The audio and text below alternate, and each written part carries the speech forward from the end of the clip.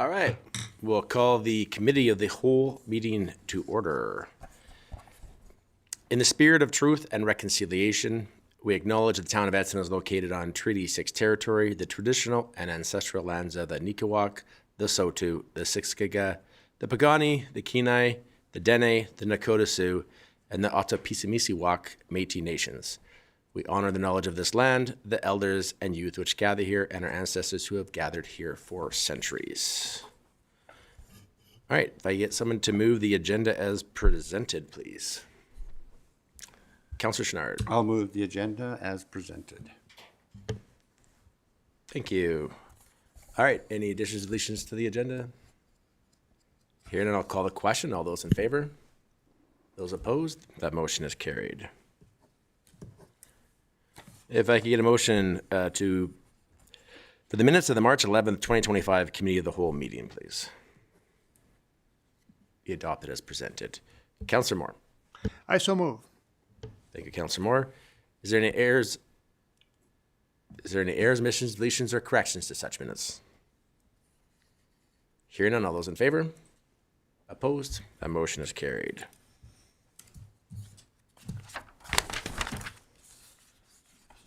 All right, first order of business. We have a presentation this evening. Stars, Glenda, come on up.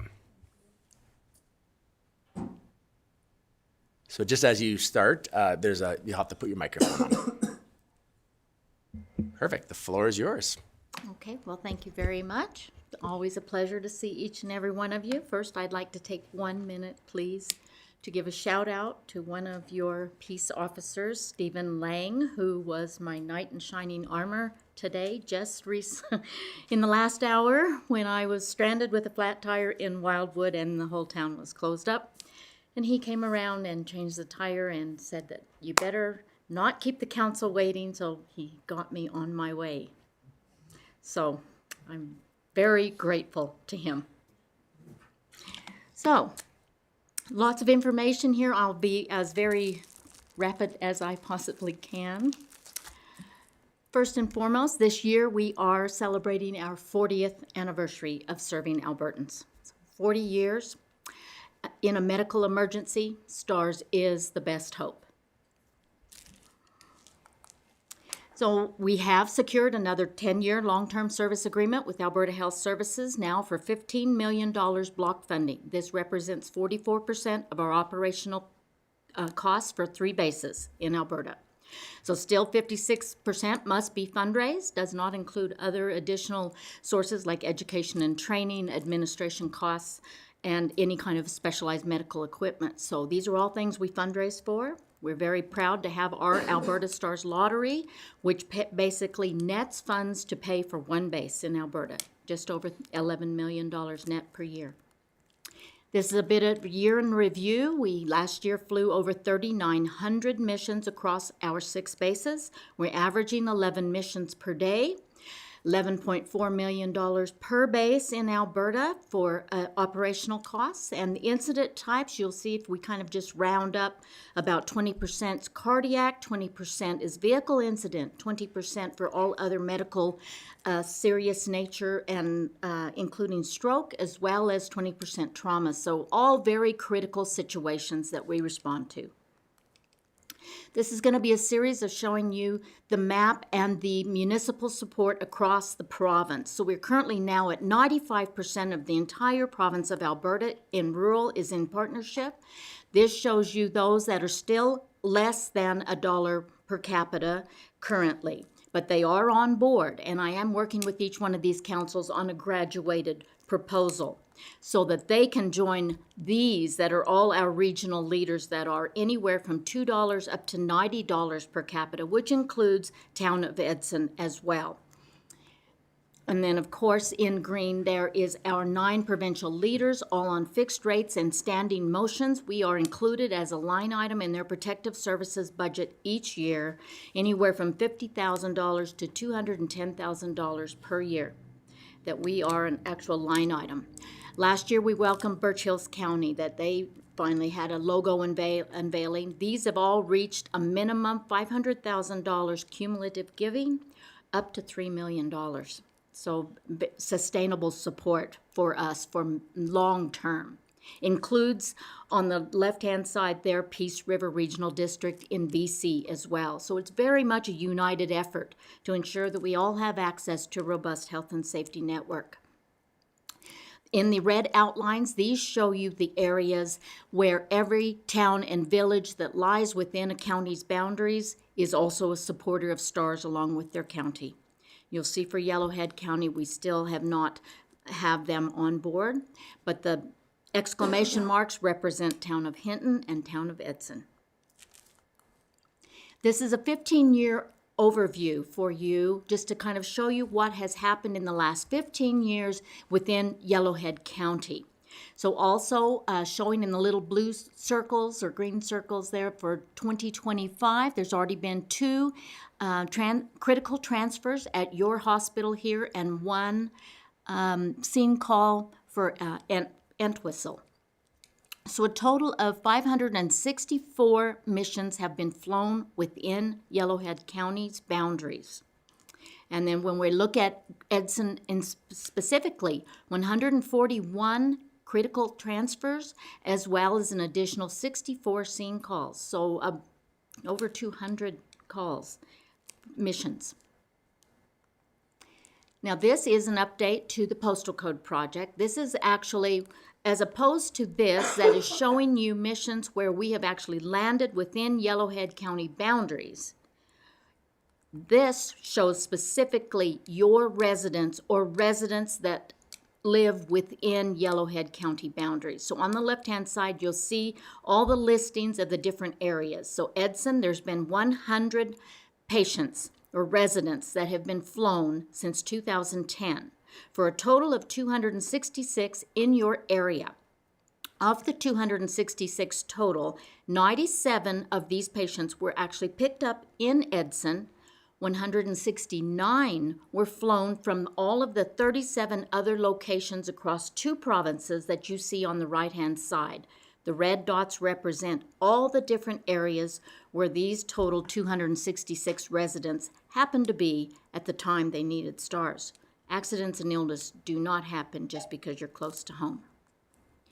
STARS is borderless. We are 6 bases across Western Canada. I wanted to give you an insight into what is it like in the day in the life of STARS crew members. So as I said, we average 11 missions per day. This particular one day, 18 different dispatches that you'll see here. You'll see the different STARS bases that were dispatched and the mission type, whether it was a critical transfer from a local rural hospital or a scene call. Look at the description. All in one day, these are the different critical nature of calls that our crew have to answer to. And then the disposition, whether or not the patient was transported by STARS. Number 3, we brought the specialty team, the NICU team, because it was for a neonatal baby, and that baby went by ground with the specialty team. Number 6, as we got further patient information, in our link center for our transport physicians, then it was decided that it was not medically required. So we were turned around to be ready for the next critical mission, and that patient went by ground. The one following that, workshop explosion, it was decided by the transport physicians that it was a better transport with the fixed wing. So that patient went alternate transport with fixed wing. Or number 10, lots of times, we need to bring the critical care expertise. And sometimes patients cannot fly for different medical reasons or respiratory reasons where they may not stand the air pressures, or it may be a bariatric patient. So our transport or our crew members can also go by every mode of transport. They go on ground ambulance with patients, they go on fixed wing with patients, always bringing that critical care expertise. There's a brand new medication for hemorrhage control now. We are a leader in innovation with the universal blood on board. We've seen so many critical patients that are at risk of bleeding out that now instead of carrying 2 units of universal blood, we carry 4 units of universal blood. And now with this new addition of the new medication fibrinogen, it helps these patients that are at risk for bleeding out to build blood clots. So after we give the first 2 units of blood, we can apply the fibrinogen and then follow with the second 2 units of blood. And it's having incredible success rate on helping these really severe critical trauma patients. After 40 years, we flew our longest mission. It was for a hunter in the most rugged part of northern BC at dusk on a riverbank. Our link center was able to find everywhere we needed to land in order to refuel and have that opportunity. Grand Prairie was his only possibility of survival. So we flew from Grand Prairie to Fort Nelson and refueled. Then we flew to Chi House and searched the riverbank until we were able to locate the patient at dusk, because we can fly at night. No other resource up there was able to fly at night. Located the patient, found a spot to land right on the riverbank, stabilized this patient so that we could put him in for transport, flew to Watson Lake to refuel, back to Fort Nelson to top up in order to make the long trek back to Grand Prairie, where our transport physicians had also coordinated fixed wing, so we were side by side and took the patient from STARS helicopter to fixed wing, where he was transported to the critical care lab in Edmonton. One life saved, more than 2,400 liters of fuel used, more than 1,700 kilometers flown. They said in straight line it was from Calgary to Los Angeles. 8.2 total flight hours, but more importantly, more than 5 hours in the hour managing a severe critical patient, and one life saved. This really points to our mandate that we will provide critical care anywhere. And in closing, I would like to say thank you, Town of Edson. We thank you for being a regional leader. You are on a standing motion at a fixed rate of support of $17,500 each year. We appreciate that so much. You have joined that massive scope on that municipal map of regional leaders that have all moved to standing motions and fixed rates so that we know what we can count on each year. The benefits are incredible as we are working together. We are able to provide physical response as well as virtual care consultation. This is a huge advancement for your local hospital and your medical practitioners, that we can also provide critical care virtually and assist them with medical guidance, assist them with procedural guidance. It's a significant advancement for bringing critical care to rural communities. But we can't do that alone. We thank you very much, because it's your partnership.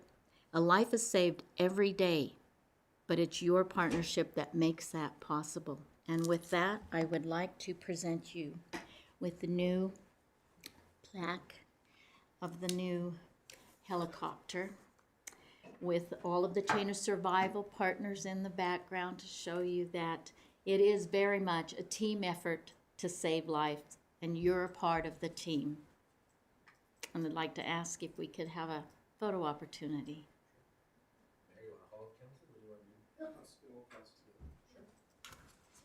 So I'll read you the caption. Town of Edson, thank you for your partnership with STAR. I do have the brand new 40th anniversary calendar for you, and it's got lots of great tidbits over the 40 years, so it's actually a really good read for history, with the latest newsletter and another set to please pass on to your fire department. We love them. Any questions? Council, does anybody have any questions? Councillor Moore. Yes, thank you very much. Linda, as everybody knows, there's a doctor shortage across Alberta and Canada. Just wondered how it has affected, if any, your business. We have some communities that have reached out to us a bit more for some additional support. So this is another avenue, though, where the virtual care can really be very beneficial. You know, even if they just need some guidance. So it's a secure link, and they can just basically show our transport physicians who are in the link center 24/7. So show them the patient, show them the condition, show them what they're dealing with. And then it's just kind of like FaceTiming almost, but on a secure link. So then that way our transport physicians at any time can provide critical care. So it's a significant advancement, especially for rural communities like Edson. Councillor Chachka. Thanks, through the chair to Glenda. Thanks for your presentation. I know you've commented on it a few times, but I guess it became more apparent to me as well. I was touring some prospective physicians to our community with another local doctor here, and when we were in the ER, he mentioned to the prospective physician that if you had a few intense trauma patients that came in and you're overwhelmed with what's happening, or you don't have enough equipment or something. I'm not sure how they mean it, but he said you have stars. And that's a benefit to our community. So from that perspective as well, from that physician perspective, Yes. It's desirable and appreciated and attractive as well for a real community. So thank you. Thank you. It's really important, and we look to you as the leaders of the community to stay really closely connected to your medical practitioners and ensure them that to utilize us. Because a lot of communities we found, they'll get locums in, they'll get somebody else that doesn't know anything about STARS or that's available to them. So it's really important to always keep the communication going. So as you get new physicians here or you have locums coming in to fill in, right, that they do know that that is an option. Like we are there 24/7, one way or another. Thank you, Councillor Chachka. Councillor Chenard. My shout out is, you have the calendars and it's about fundraising. When is the lady coming around to sell calendars again? Would you be able to answer that? Because she's normally here. Well, the calendar campaign always starts in July, runs July till January. So it's So it's somewhere. completed now. So I didn't miss her. I really don't know Okay. what happened there, or because they do come around. We do still have different ones that go to different communities as well and have their regular Okay. stops. So you might have missed her, but the new calendar for next year will start in July. Okay. Thank you. Thank you, Councillor Chenard. Mayor Zahara. Thank you. I appreciate the work that STARS does in the community. I'm fortunate enough to live near the airport, and with your new helicopter, it's very noticeable when it's coming into town. And I know, like Councillor Chachka alluded to, our physicians appreciate having that resource available, and for our residents, no matter where they are. So I know our council's in full support of STARS, and you'll see that continue. So thank you very much. Thank you. Thank you, Mayor Zahara. Anybody else? I have a quick question. On that secure link, is it the ground ambulance you secure link with, or is that like in the hospitals? It's with the hospital. Currently, I don't believe it's on ground ambulance. So it's with the hospitals when we're working directly with your medical practitioners. Okay, thank you. Is there any other questions? Anybody? All right, do you have anything for closing? Other than we just celebrate you. It's 40 years, and you have been with us for since we started the Grand Prairie base. Your residents are served by two bases, Edmonton and Grand Prairie. So there's dual coverage there as well. So we just really appreciate your partnership so much. Thank you very much, and thank you for the presentation. Thank you. Great to see all of you. And we always tell our delegations, you're welcome to stick around, but we do understand if you have to leave. So thank you. Thank you. Well, I've had a stressful day now. But I'm very grateful to Stephen Lang. Remember that name. Excellent. All right, moving on. Next presentation is Aaron Larson, our Human Resources Manager. Already on, okay. Good evening, everyone. So as set out in the council remuneration policy, in the final year of each council term, Human Resources will commission a market review of council salaries and benefits. Administration has engaged Hillcrest, a consultant specializing in compensation and benefits surveys, to evaluate the town of Edson compared to other municipalities. Barb Wilton and Dave Carlson from Hillcrest have joined us this evening via Zoom to present their survey findings. And information from that survey was used to revise the proposed draft council remuneration and expense policy and procedure that's before you this evening, as we work to update our documents for the new term of council. Excuse me. And after the presentation from Hillcrest, administration will seek feedback from the committee on some additional options outlined in the new procedure that will be brought back to a future council meeting for consideration. And with that, happy to answer any initial questions, or we could open the floor to Barb and David. I don't see any mics keyed up, so please continue. Very good.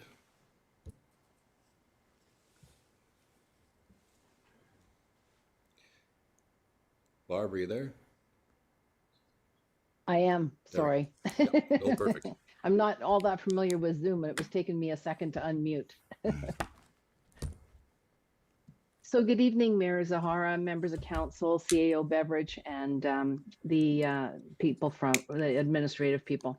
I'd like to thank you for the opportunity to conduct this review and present the results.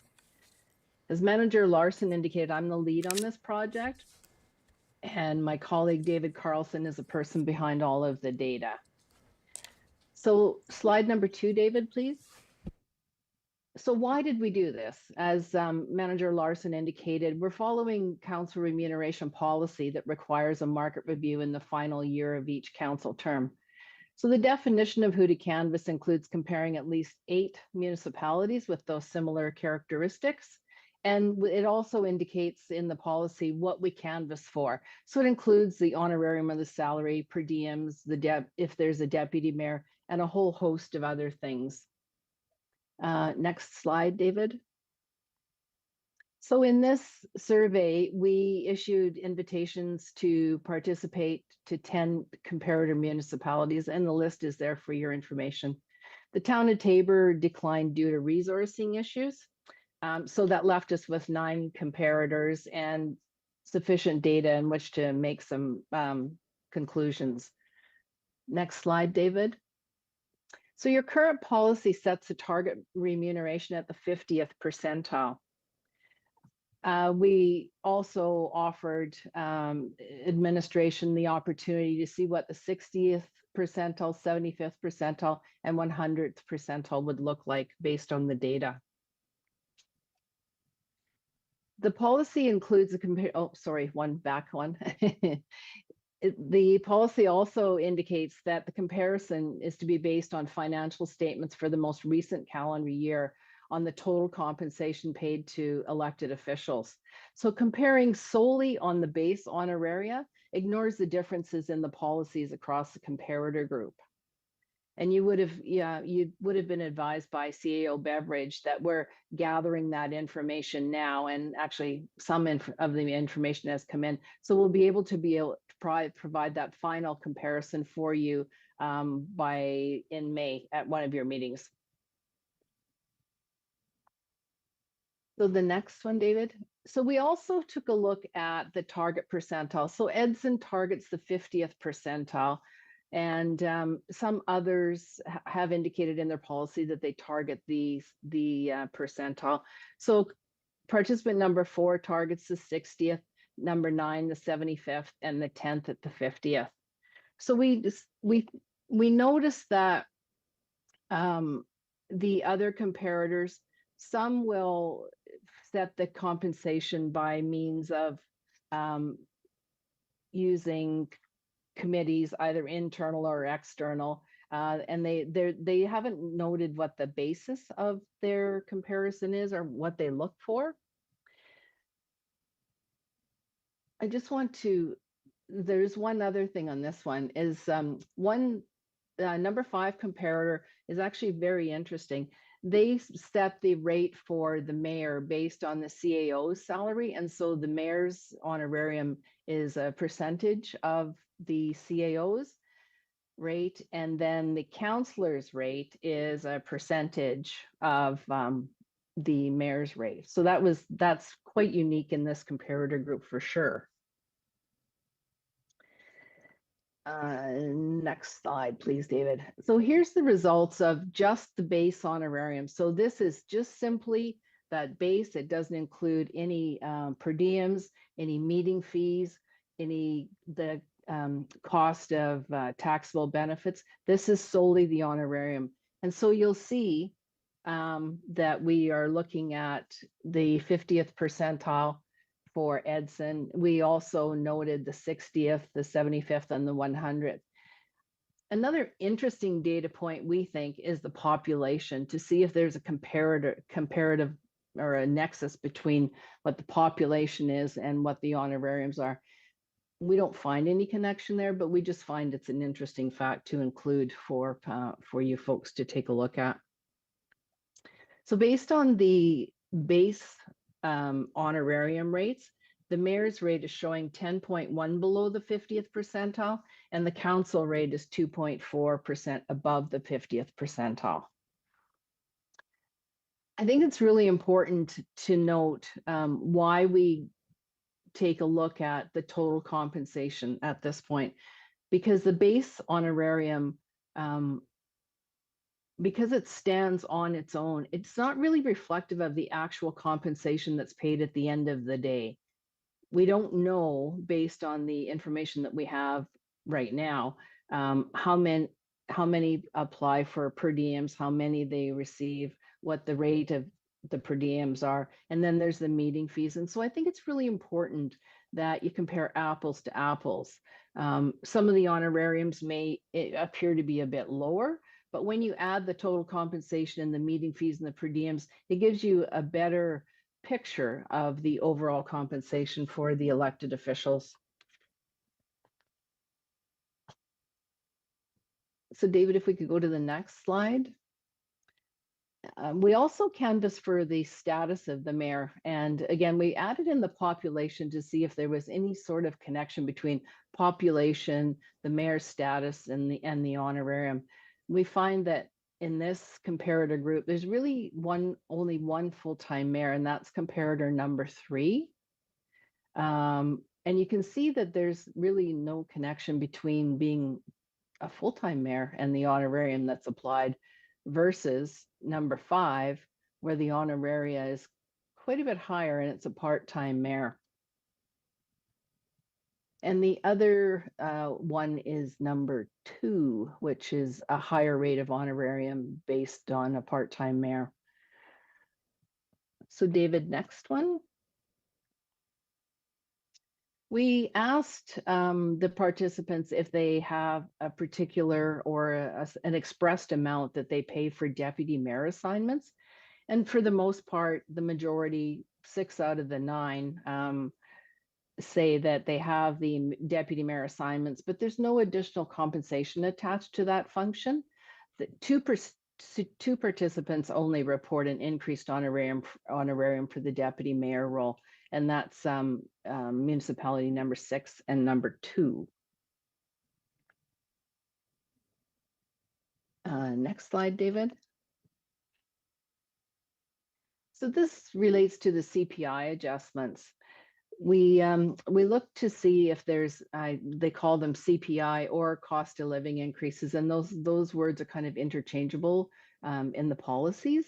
So they all have a consideration for an annual CPI adjustment, except for participant number 3. The rate when it's set is set for the entire term of council. Participant number 4 currently doesn't have any consideration, but they've updated their policy, and it will be effective in November after the election, and there is annual consideration now going to be provided for CPI or cost of living increases. Participant number 7 has the consideration referenced in their policy. However, they have never approved a CPI increase since the policy was updated in 2018. Next slide, David. Now we turn to the per diem piece. So the Edson policy is very specific, and per diems only apply in exceptional circumstances. If we look at the policies, we see that the per diems vary between all of the participants, either on the minimums and maximums and what they apply to and when they apply. And it's just, there's really no standard out there, which is, you know, they look to their own community to see what meets their needs the best. 3 of the participants do not provide any per diems at all.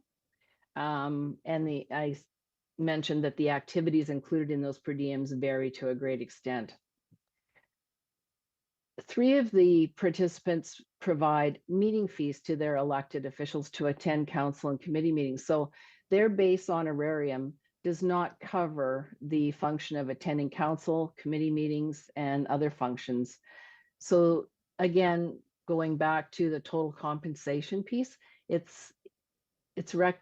makes sense to take a look at that total so that you get a better idea and it's more reflective of the actual remuneration that's paid to the elected officials in your community group. Because there's such a wide variance of how many hours they pay for and what the circumstances are, for this comparison, we've only charted the full day and the half day rates. And additionally, we excluded the participants that don't provide per diems for their calculation from the calculation. So you get a better idea of what the value is or what the 50th percentile would be. So the chart on the next slide shows where you are on the 50th, 60th, 75th, and 100th again. And so the rates for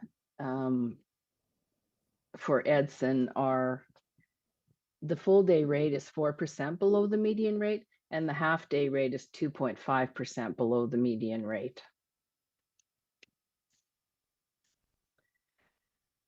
Slide number 12, you'll see again, benefits provided to the elected officials varies quite extensively.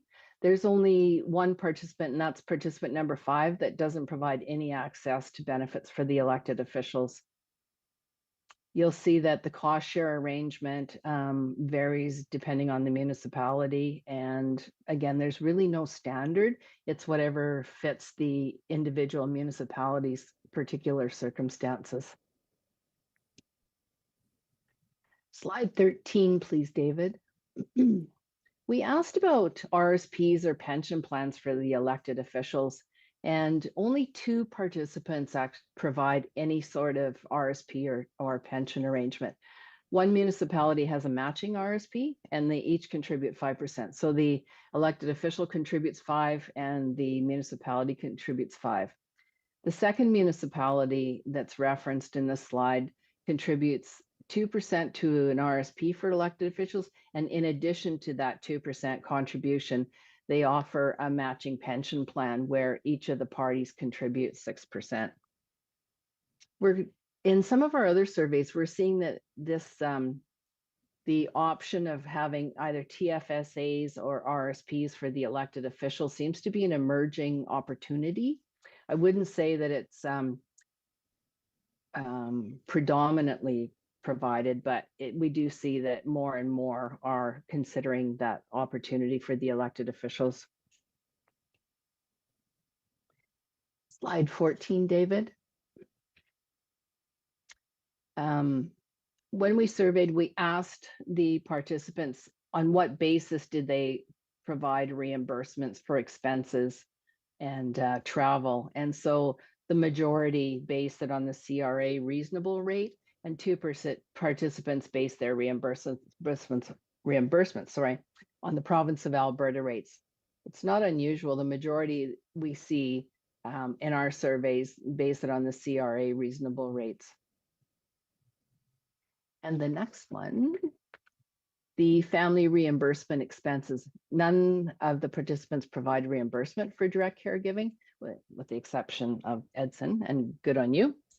The promotional clothing, mostly they don't have formal policies, and those that do have a budget amount, they vary from between $130 and $200 per elected official. And with that, I'm open for any questions or discussion or clarification. Thank you for the presentation. Questions? Councillor Chenard. Through to, sorry, I don't know what the lady's name is, but the lady in the screen. It's Barb. Barb, Yeah. if I'm understanding you right, you're going to bring us more information because you did the 50% percentile that Edson is on our per diem, our regular rate. But is that comparing to the councils that get paid a base rate plus a meeting rate? You know, because Yes. I want to make sure that it's fair. Absolutely. So what is contained in the report that you would have received from CAO Beverage, and based on the charts that I've shown you tonight, that is simply on the base honorarium. So that's the one that's in the policy. What we're bringing back to you after we canvass the participants is the base rate plus any other direct compensation that they've received. So you will see the total compensation. So that will be inclusive of meeting rates or meeting fees, per diems, and any other direct compensation that has been received. Okay, thank you. Does that help?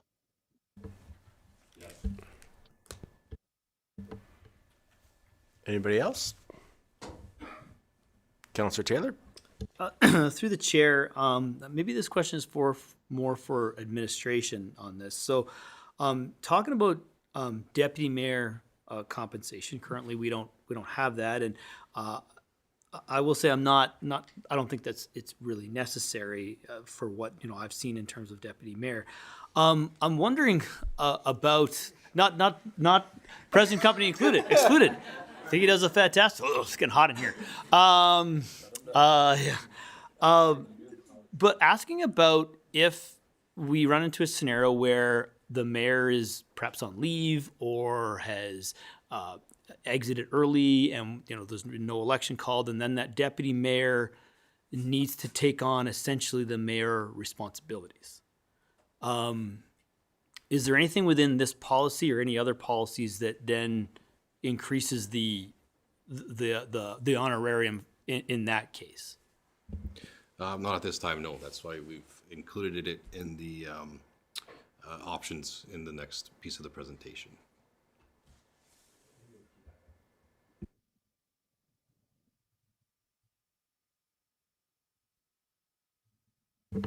Any other questions? I have one question through to Barb. When I look at the comparable municipalities, was any considerations taken into equalized assessments for such municipalities? It's easy to compare community size and population, but just because you have the same population doesn't mean you have the same affordability. So I was curious if that was. And then you did pull in a couple of cities and a county into this, and I'm just curious on the merits of that. I'll defer to Manager Larson for the response to this question. We weren't involved in the initial determination of the participants.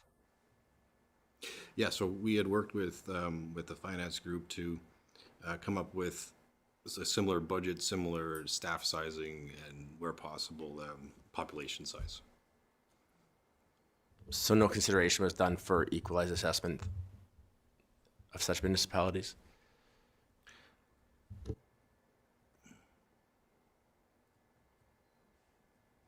So, and you're drawing a blank face, and the reason I ask it, and the reason I ask the question is just because, Hinton and Whitecourt are our closest neighbors, similar in size, both have 1,000, 1,500, maybe 2,000 more people than us, but they both have very large assessments compared to us, considerably larger, so they have a larger tax base. So I was just curious if there's other communities similar to Edson and similar assessment, similar in population, and I'd be curious on what their councils are paying.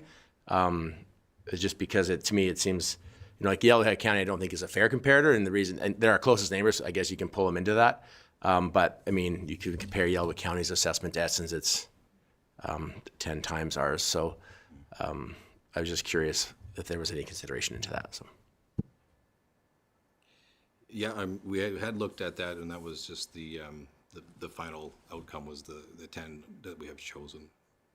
Okay, then, thank you. Has anybody else have any other questions? Okay, we'll carry on. Yes, please.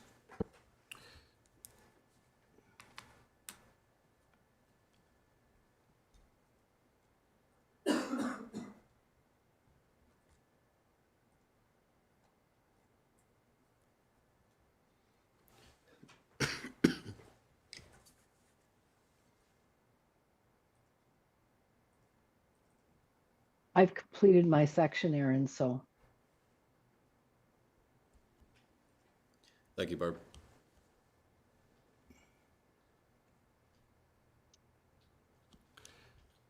Okay. So the options for consideration we have brought forward, we've taken this opportunity to combine 4 current policies into one policy and procedure as we work to update our documents for the next term of council. Options for consideration in the revised procedure include the deputy mayor per diem, council exceptional compensation per diem amounts for full and half days, and then participation in the extended health and benefits program.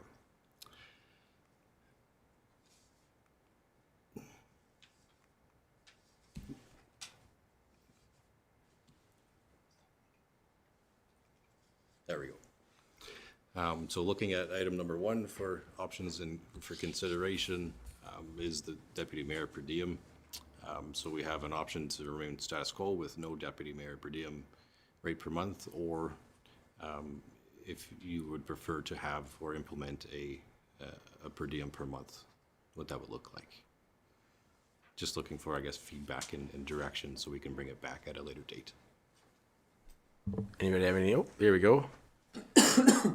Mayor Zahara. Thank you for your work on this, and I look forward to seeing further review next month when it comes forward. It's really hard to do comparisons, as everybody, as was alluded to, is doing something a bit different. Every community is different, and unfortunately, councils are tasked with setting rates for council, which is not necessarily a comfortable place to be. When it comes to the deputy mayor, I think there needs to be some consideration, and Councillor Taylor alluded to this, for, once again, exceptional circumstances in which the mayor of the day may not be able to perform the duties for a certain amount of time, because then the workload significantly increases. I've been fortunate that I've had deputy mayors that have been able to fill roles, but I don't call them all the time. And, you know, I think that there's always the balance of, you know, doing the deputy role, mayor role, as well as, you know, providing service to your community. If there's not a lot of workload there, I don't think there's necessarily a need for more compensation. But I do think there needs to be some flexibility in the process. If the mayor gets hit by a train or you know, gets hauled out of town by a group of thugs, that the deputy mayor has the ability to, I don't know, just throw scenarios out there that I could see happening. That there is some flexibility in the policy to deal with that, because it's not a comfortable situation for that to come up when the mayor may have to step aside and then becomes a political fight when that decision has to come forward to council. So to have something in the policy to give that flexibility, I think would be preferable, but that's just my point of view. Thank you, Mayor Zahara. Councillor Taylor. Through the chair to council administration and Mayor Zahara kind of stole my thunder there. That, yeah, you know, when we have that scenario, if we ever have that scenario, where the mayor can't perform his duties for whatever reason. It could be a family emergency and is gone for a few months. And of course, that has to be passed by resolution of council that they would miss X time. But then the deputy mayor ends up taking on the workload of the mayor and taking on the meeting load and taking on a lot of the responsibilities of contacting residents and being the voice of the community. So I'd like to see something built in there for those exceptional circumstances that the mayor, you know, takes on those, or the deputy mayor takes on those things and is you know, compensated appropriately. So. Thank you, Councillor Taylor. Councillor Chachka. Thanks. Through the deputy mayor to council and administration. So I do agree that something maybe needs to be done in the event that the mayor gets hit by a bus or gets hauled away by thugs or something of like. But so I'm not sure if we need to allocate something per month, but we do have that, the half day, what do you call that? The half day and the full day per diems. I think in the 8 years I've been on council, I don't know if we've ever actually used them. We have them there, you know, in case for something exceptional. And maybe this would be that opportunity to write that into the policy, that if, you know, if the mayor is absent for a length of time, then, and the deputy mayor steps up, then those per diems all of a sudden now kind of come in, maybe. I don't know. And that way it's the deputy mayor would be compensated also based on their workload during that time. So I don't know, that's my thoughts, maybe how we could approach this. Thank you, Councillor Chachka. I don't see anybody else queued up. I agree with the mayor and Councillor Taylor. As a person in the current deputy mayor, I don't require any extra compensation for what I'm doing right now. But well, no, you don't. And I think we'd have to set a term. I do agree with under circumstances, right? So if a sitting mayor becomes incapacitated due to medical illness, or they decide that they're going to step down for just a month to run for federal politics because they still. So those are, you know, then in those situations where you're like if the mayor goes away for a week or two, to me, and our mayor did go away for a week, it didn't affect me. So there should be no extra compensation for that. But if they're gone for a month and now you've got all those extra duties and or 2 months, or, you know, and then also if a mayor was to step down really close to an election where you're not going to have a by-election, then it's just automatic what you just moved the deputy mayor into that role, and then, or whoever the council elects as a deputy mayor, then the compensation is already determined. The per diem is set for all of council, which could still apply to the deputy mayor and the mayor. So I think it should be something different, but the circumstances have to be very defined. What's the time limit? How long? Like, it's got to be, you know, they're gone for medical leave, they're on a leave of absence. You know, they can't be reached by phone, or, you know what I mean? Like they're on a ventilator. Like, you know what I mean? Like there's got to be some kind of a criteria for it. But I don't think that, you know, because we do rotate the deputy mayor. So I think that it's a good idea for us to, I don't think it's required to be anything different. I'm rambling, so we'll move to Councillor Taylor. Through the chair, I agree with Deputy Mayor Persishny on that. I guess the only question is, if you could budget for that, or is that just something at that time you would perhaps just have to pull from reserve, like a council reserve because we budget basically our honorariums in our budget, essentially, in our compensation. But if there's something over and above that, I guess is that something that would just probably have to come out of a reserve to cover that scenario? Yeah, thank you. I believe we would be able to budget for something like that. I did some rough numbers. So just for example, if it was $200 per month, and this is a month, not by day, but so $2,400 per year. So over the 4-year term would be $6,400, just as one example, if you were to do it. So you can map it out, what that would look like. Thank you. Did you need him before the mayor? CEO Beveridge? Thank you, Deputy Mayor. We can definitely use the council reserve for something for those types of situations. That's actually what it's used, could be used for. Okay. Thank you. Mayor Zahara?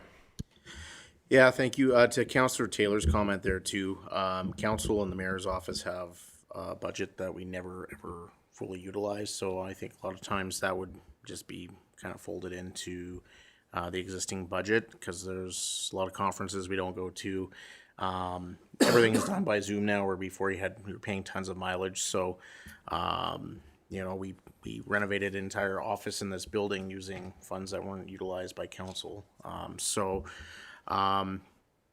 I think to that point, I don't think it would impact the budget that much, depending on what council wanted to do.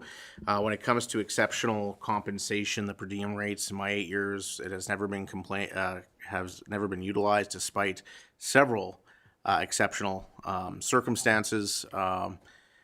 Once again, it's not very comfortable to make those decisions when emergencies are going on or things of that nature. So I think it's honestly, that piece of the policy should be thrown out, because we've never utilized it, and it's not something that would be utilized. And I don't think it's set up in a way that is fair. It just politicizes an issue.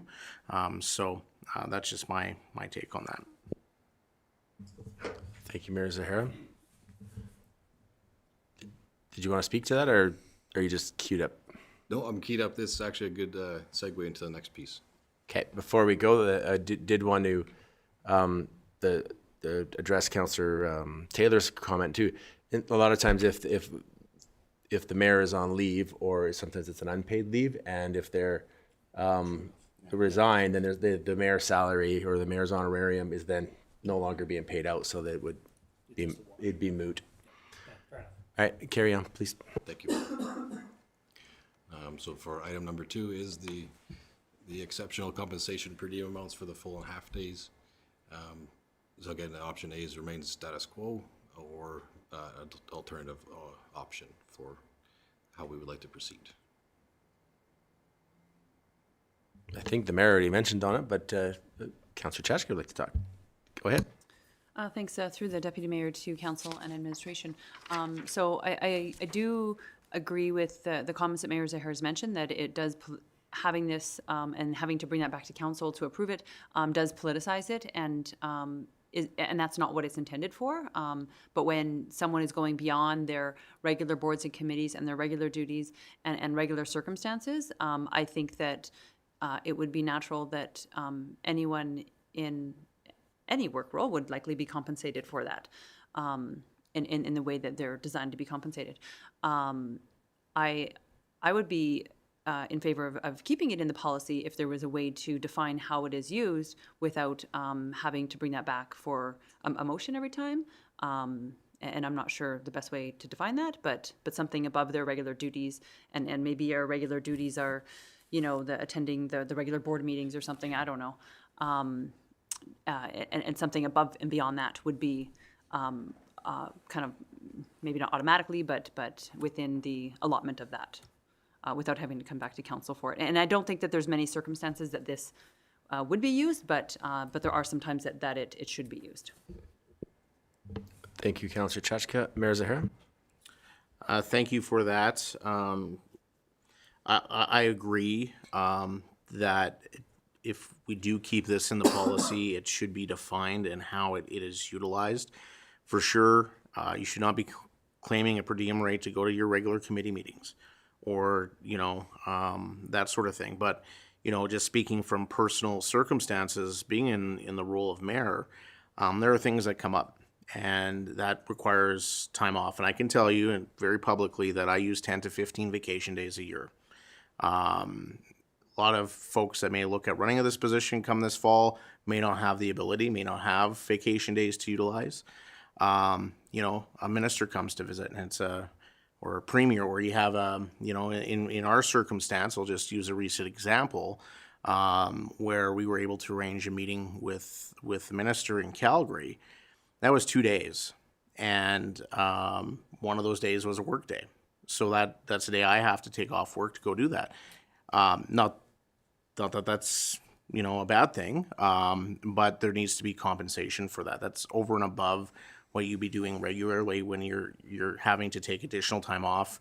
And in our case, it worked out well for the municipality. We got millions of flood recovery money and that sort of thing. So I think there needs to be some flexibility in the policy to allow X amount of days per year under extremely defined circumstances. Some committees have mandatory training that's over and above what you would see on regular committees. I look at Community Futures West Yellowhead. That is a huge committee that takes a lot of time, and sometimes there's multiple days that are dedicated to that. So if we do keep it in policy, that's what I think it should look like. But if we're not going to do that, then I think it should be completely removed, in my opinion. Thank you, Mayor Zahara. Councillor Chouinard? Through the deputy mayor, the headline says council's extreme compensation exception, but I do agree with the mayor's comment because in some cases where people work and want to run for office, you're going to lose that day's pay. So you only get so much, and probably every single person in this room, including myself, sitting in this job, you have the luxury of vacation days that you use up. But I like the mayor's example, and it could have been a counselor as well. It could be someone, anyone in this room, and it's a benefit to your community, and you lose those days' pay. So this is a chance. The $250 a day, it may or may not compensate, but it's better than nothing. So the wording is close, so I don't think we need to define it because we can determine it. So if I put in a claim and say, hey, Mr. Mayor, I happen to be gone to Vegas for 5 days, but I do some other thing, then you can be called on it. But if it's legit, like the mayor's comment, and it was right, he lost 2 days' pay, and it was benefit to our community. That, to me, is something we can argue, but we need to keep it for extreme. I don't think we need to revamp it, but the wording is pretty close as it stands. I think that's a slippery slope. And no disrespect to the mayor's chair, but the mayor is compensated higher than a councillor for those reasons.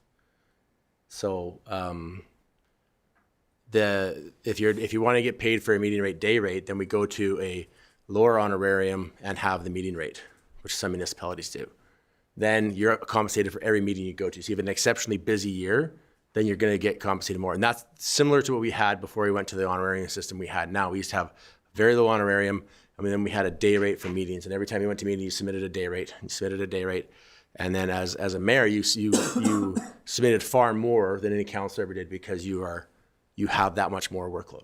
And it was even more challenging back in the day because we never had Zoom. So you would have you don't have that option of just zooming in on a regional meeting. You were going to the regional meetings, which always meant in somebody else's community. So you were losing everything. Your 2-hour meeting is like going to Community Futures. You're losing. It's not the 2-hour meeting. You're also losing the 2 hours of driving. I think if we're going to have an exceptional conversation, it has to be specific reasons for doing it. Every person at this table has a certain role, and there's a reason council gets paid far less than the mayor, because the mayor does do those exceptional duties on a regular basis. So and we have to remember too, when we're talking about this, and we should probably talk about it every time we speak, is that we're not doing this for us. This is for the next council, these decisions. So the next council, the next mayor, and the mayor has a choice to run for that. There is, if we are undercompensating the mayor, then we need to look at that compensation as opposed to having one-day meetings, because you're on that slope where you're paying an honorarium and then you're also paying meeting rates because the minister's in town, and that's part of the role. So I think that's a gray area. I think I agree more on if we haven't paid it out in 8 years, then I don't think we need it. But you should have something. But I think you'd have to set up my personal belief would have to figure out what deems to be exceptional, right? So, we had 2 major wildfires. There was a ton of stuff going on. We never used it. So, and nobody ever wants to go, well, I should be compensated. And then it becomes that political thing. And then into the social media today, you get dragged through a bus. So it should be something that would be enacted without having to go to a council. So I'll stop yammering. Mayor Zahara. Thank you, Deputy Mayor. And as somebody that has done this role before, certainly you're absolutely correct. That's why the office of the mayor gets paid more for a lot of those things. But I know in my experience, 8 years, I don't know in your term in office, but there was a lot of emergencies, a lot of days. And luckily my employer continued to pay me. If that was not the case, if somebody else was in this role, I don't know if they would have been able to manage to do it. Those are things that I think we need to consider. I'm not saying that you should be paying per meeting rate. Absolutely not. Somebody, minister pops in for an hour, that's not a thing. But when you're traveling and back in the day, you not only got your per meeting rates, you got the time of travel, you got mileage. There was a lot of things that you would get which don't apply anymore. So there is that check and balance. I don't think that paying a meeting rate like some municipalities do is a good use of dollars, because I have seen it time and again where certain municipalities extend their meetings longer just to the sake so they can get the full day rate or the half day rate, or they're having meetings just to have meetings to increase their pay. And it's disgusting as far as I'm concerned. So I do like the system that we have. But I do think that if there are exceptional circumstances, that needs to be defined. Otherwise, just pull that out of the policy, as I mentioned earlier. Yep. Yeah, I concur with it. I hope I didn't come across that I wanted to go to a meeting rate, because I definitely don't. And as someone who used to be on that system of years ago, and when we changed it, you saw a change on everything, because it was, and how people approach it. So it's not a good system at all. But again, I'm not against having it in there. I think you have to define what exceptional would be. So, and I don't think it should have to come to a council. It's okay, this has occurred in the event of a major whatever, or whatever the case may be. It just has to be defined, and it'd have to have clear parameters so that it's just automatic, and then it doesn't get dragged through the social media world. Councillor Taylor. Yeah, and I, through the chair, I echo what Councillor Pacici says, and so long as it's clearly defined in there and it's automatically triggered, it doesn't have to come to council.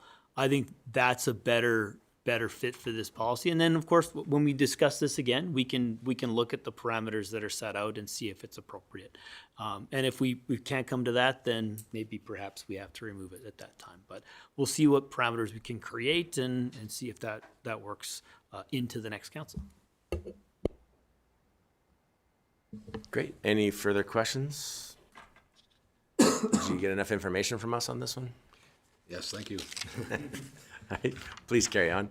And one last piece for this evening is item number 3, participation in the extended health and dental benefit program. 85% town paid and 15% would be elected official paid. Those numbers are based on what the staff are currently have in place right now. So again, option A is to remain status quo, no participation, or another option that you would like to move forward with. Okay, I thought our current plan was that you could pay for it 100% right now. Yeah, Okay, that's the status quo? right now, yes. There's Okay. there's a number of options there for 100% paid. And I thought that the councillors currently were allowed to 100% pay if they wanted to. Yes. Okay. All right, Councillor Taylor. Yeah, through the chair, sorry, just to clarify, so a councillor has the option to opt into it. Is that what's you're saying? Okay. Yeah, my understanding, and it was passed a long time ago, and I'm not sure if it's still in the policy, and I think I did read it on her slideshow, is that currently council has the option, if they wanted benefits through the town, they would have to pay 100% of it. They would not have any of it subsidized. Yeah. If that's changed, then I'm incorrect, but that's why I was asking that question. It has not changed. Yeah, so right now, if you wanted to buy benefits through here, you'd pay 100%. You wouldn't get the 85% paid for by the town. Okay, so, and with that, I approve of the status quo. Like, many people that have jobs maybe have their own benefit plans. I do. Certainly, I don't need the option to have the taxpayer pay. And I think in the briefing note, it mentioned if we all took into that and took into option B, which is to have the town sort of pay 85%, it's $47,000 to the taxpayer. And that's just not something that I want to incur. Many of us have jobs that cover benefits already. Those that are retired can sort of purchase their own on their own time. So there you go. Thank you, Councillor Taylor. Mayor Zahara. I concur with that. I do believe that members of elected office should be fairly compensated for their time, but there should be no benefits to that. And if you do need benefits, then there should be the option for you to pay for that 100%, but taxpayers should not be paying for it. Thank you, Mayor Zahara. Anybody else? So I'm going to make a comment on it because it was years ago that the policy came about, because I remember when I didn't have benefits, it's, can we get on the benefits plan? And it came about, yeah, you can get on, but you got to pay 100%. And then when you looked at what it costs you to pay 100% through the municipality, it was cheaper to go through Blue Cross. So it's, I actually agree, and that it's very easy for me to change my phase now because I have really good benefits through my employer. So, but again, it's one of those things that, it's an honorarium, it's not a job. So, the honorariums are far higher today than they used to be in the past, and I think you could buy your own health plan through that. So I concur with the mayor and Councillor Taylor. Anybody else have any comments? All right, is that it for you, or? That's it for me. Thank you very much for your time this evening. Oh, hold on, CEO Beveridge. Thank you, Deputy Mayor. Through to committee, just wanted to clarify just with regards to the comparators. What was used was actually the municipal indicators list that's provided by Municipal Affairs. And essentially what that is each year they calculate the aggregate performance measure, and that's financial, governance, and community indicators. So it's a way that we can compare municipalities, not just based, of course, on population, but on a variety of factors. And so essentially, we put in our information, and then we're able to compare to other municipalities. That was what was used in this situation. You're referring to the benefits? Or all of it? This is with regards to the entire comparator list. That was the list that was generated, was using that municipal indicators list from Municipal Affairs. Okay, thank you. All right. Anything else? I think we're good. Right, thank you for your time. Thank you. All right, next, Sarah McDonald, Community Development Supervisor. Next on our list, in the hot seat. No, I just made that up. Nope. Did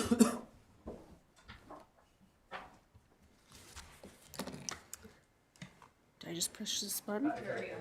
I already activated it for you, so you're good to go. Thank you. Good evening, Mayor and Council. I'm happy to consult tonight with you about our community grant policy. We have had a meeting prior to this, so I'm excited to kind of take the next steps with you guys.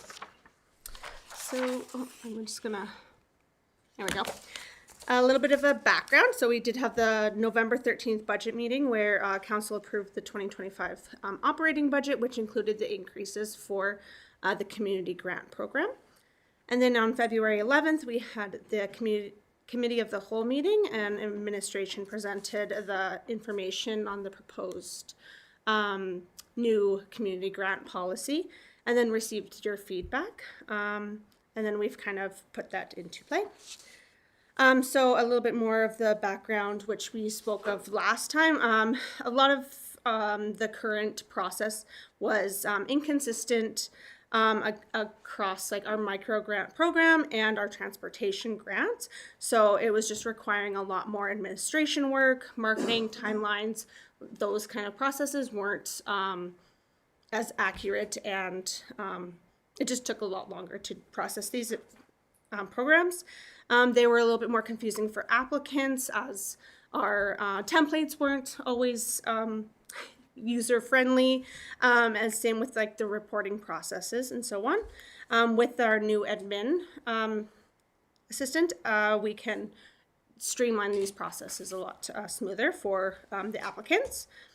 And the grant streams that we had prior to this was our transportation grant and then our community development micro grant. They were very specific, and they had more of a narrow focus, and we intend to change that to broaden the opportunities for our community.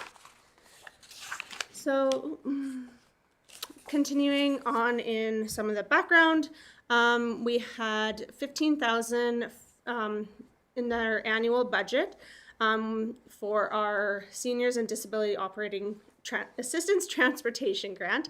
That was an increase from $10,000 to $15,000 in 2025 that was approved. We have our community development micro grant that was allotted for $10,000 in the annual budget.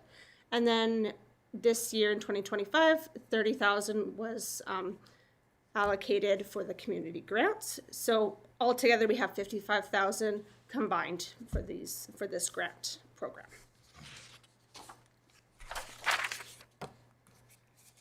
Some of the goals of the policy, just by creating this, it ensures that there's transparency, clarity, and accountability through the funding process. And it will also be important for applicants with clear eligibility, guidelines, and agreements so that they are understanding their level of commitment as well. And also for the town to ensure that the equity and funding distribution through a scoring matrix is improved and through tracking. Overall, this will help to increase the impact that these funds provide in our community. Any questions so far? Okay. All right. So we did a community engagement survey. So we put that out and we got some wonderful feedback from the community. Some of the key points that were identified was the application and format and timeline for the current grant process and kind of what they were wanting. So applicants found that the previous format was challenging and that they wanted a clearer and simpler process and fewer submission deadlines. So we had proposed in the policy that we brought to you for feedback last time 4 submission deadlines, and they some had stated that that was too many. So for our grant stream additions as well, they a lot of the participants suggested to include animal wellness as well as STEM, so science, technology, and engineering and mathematics. So to increase that throughout our community as well as an opportunity. As well as support. So that's support from the town staff throughout the whole process of a grant. So applying, are they eligible, the final reporting, reminders, those kind of things as well.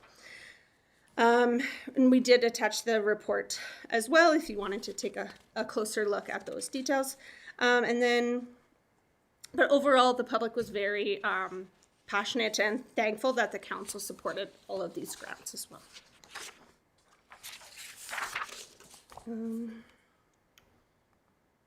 So some of the revised policy highlights from what we have brought to you previously.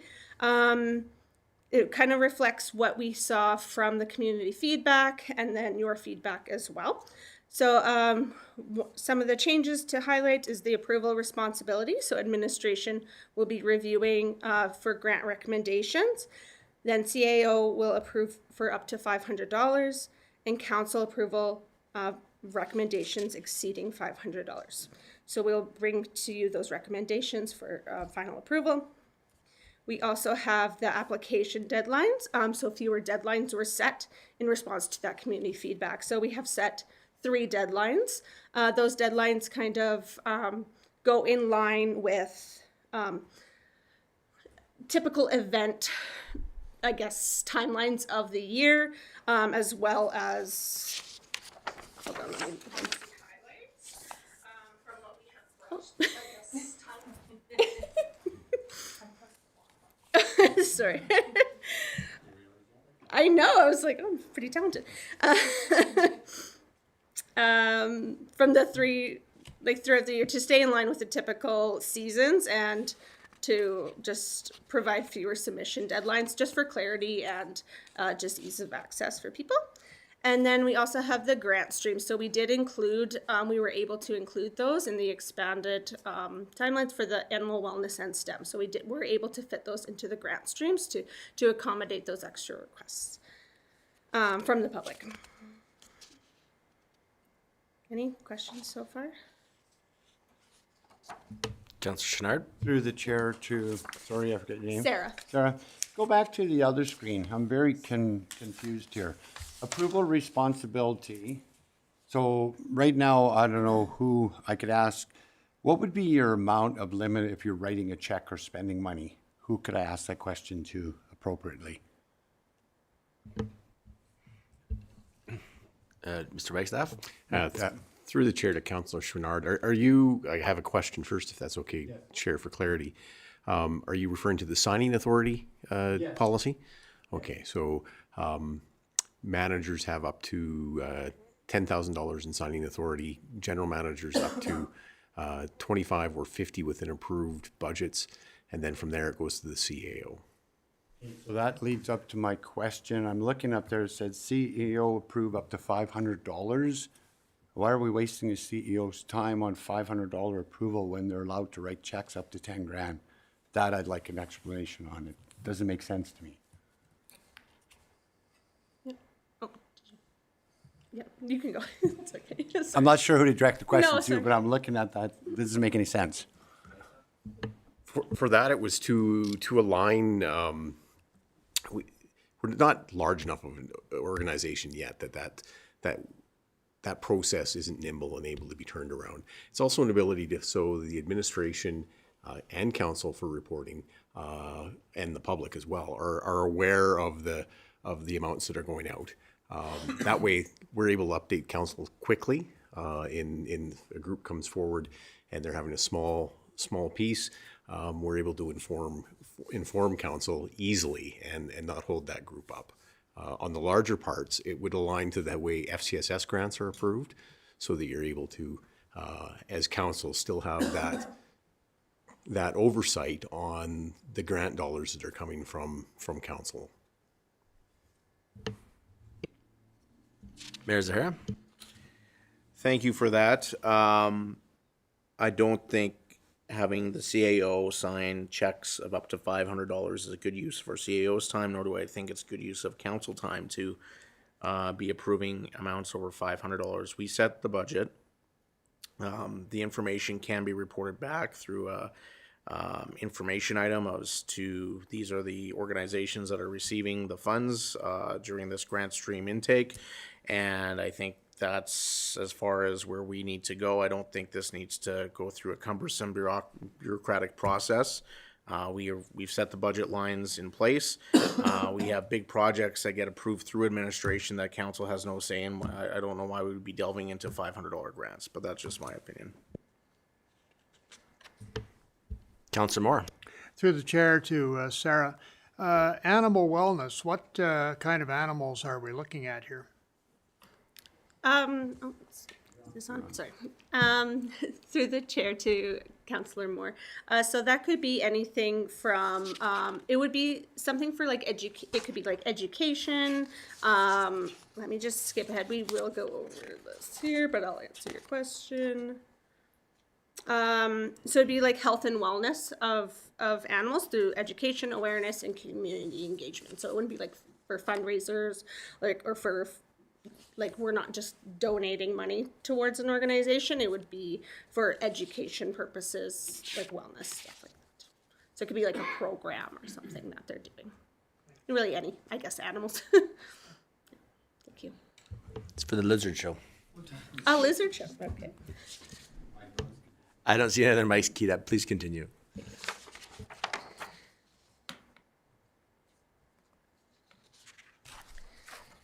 All right, and just moving along. So the grant streams, what we've kind of developed here, similar to the last one, is when we had communicated before, is the Arts, Culture, and Heritage Program. So initiatives that would celebrate and preserve local art, culture and heritage, foster community engagement, and enrich the cultural landscape. So this would be through public arts, cultural initiatives, heritage conservation, and education, recreational, heritage, creative collaboration. So these could all range from exhibitions, festivals, concerts, restoration, raising awareness through historical significance, ensuring the continuation of regional traditions and hobbies. So that could include car culture, snowmobiling, rodeo, that kind of thing. And it can also involve partnerships with local artists, cultural groups, and other stakeholders for initiatives that increase diversity and culture in our community. Any questions on arts and culture? We're trying to keep them as open as possible so that we can really assess what the community needs are as well. Our next grant stream is recreation, personal growth, and animal wellness. So this initiative, which encourages active participation in sports and activities and promotes community health, personal growth, and social cohesion. So this could be large regional and provincial initiatives, smaller routine initiatives, personal growth initiatives, and animal wellness. So this could be high-profile activities that involve a significant number of participants from various regions or provinces.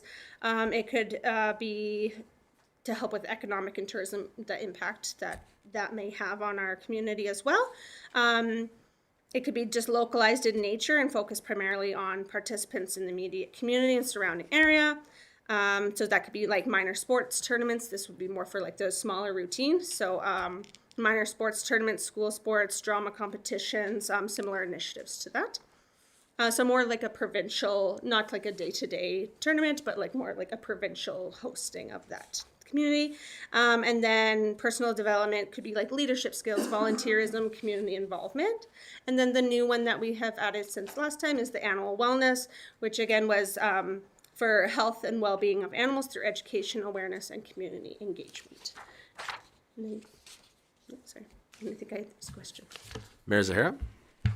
Thank you. I'm really appreciative of this grant stream because I think this also plays into our economic development initiatives. And certainly when you host a provincial tournament or even a regional tournament, it brings a lot of people into the town, spending money at our hotels and restaurants and out and about in the community. So I think this will go a long ways to not only supporting those organizations, but also helping our businesses out. So I appreciate that. Thank you.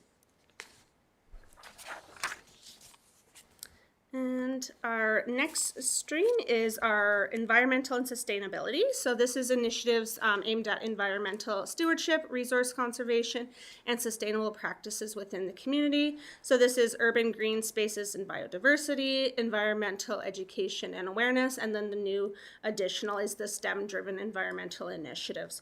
So quickly, that is to enhance like community gardens, green spaces. It could be a tree planting initiative, wildlife conservation. It could be community outreach initiatives aimed to increase environmental awareness and sustainability for residents. And then the new one for the STEM is to support initiatives that integrate science, technology, and engineering and math to enhance urban green spaces, promote biodiversity, raise environmental awareness. This could include initiatives like technology for environmental monitoring, renewable energy workshops, sustainable farming with tech. So just like different educational awareness opportunities as well for our community, and initiatives that could increase waste reduction and resource conservation.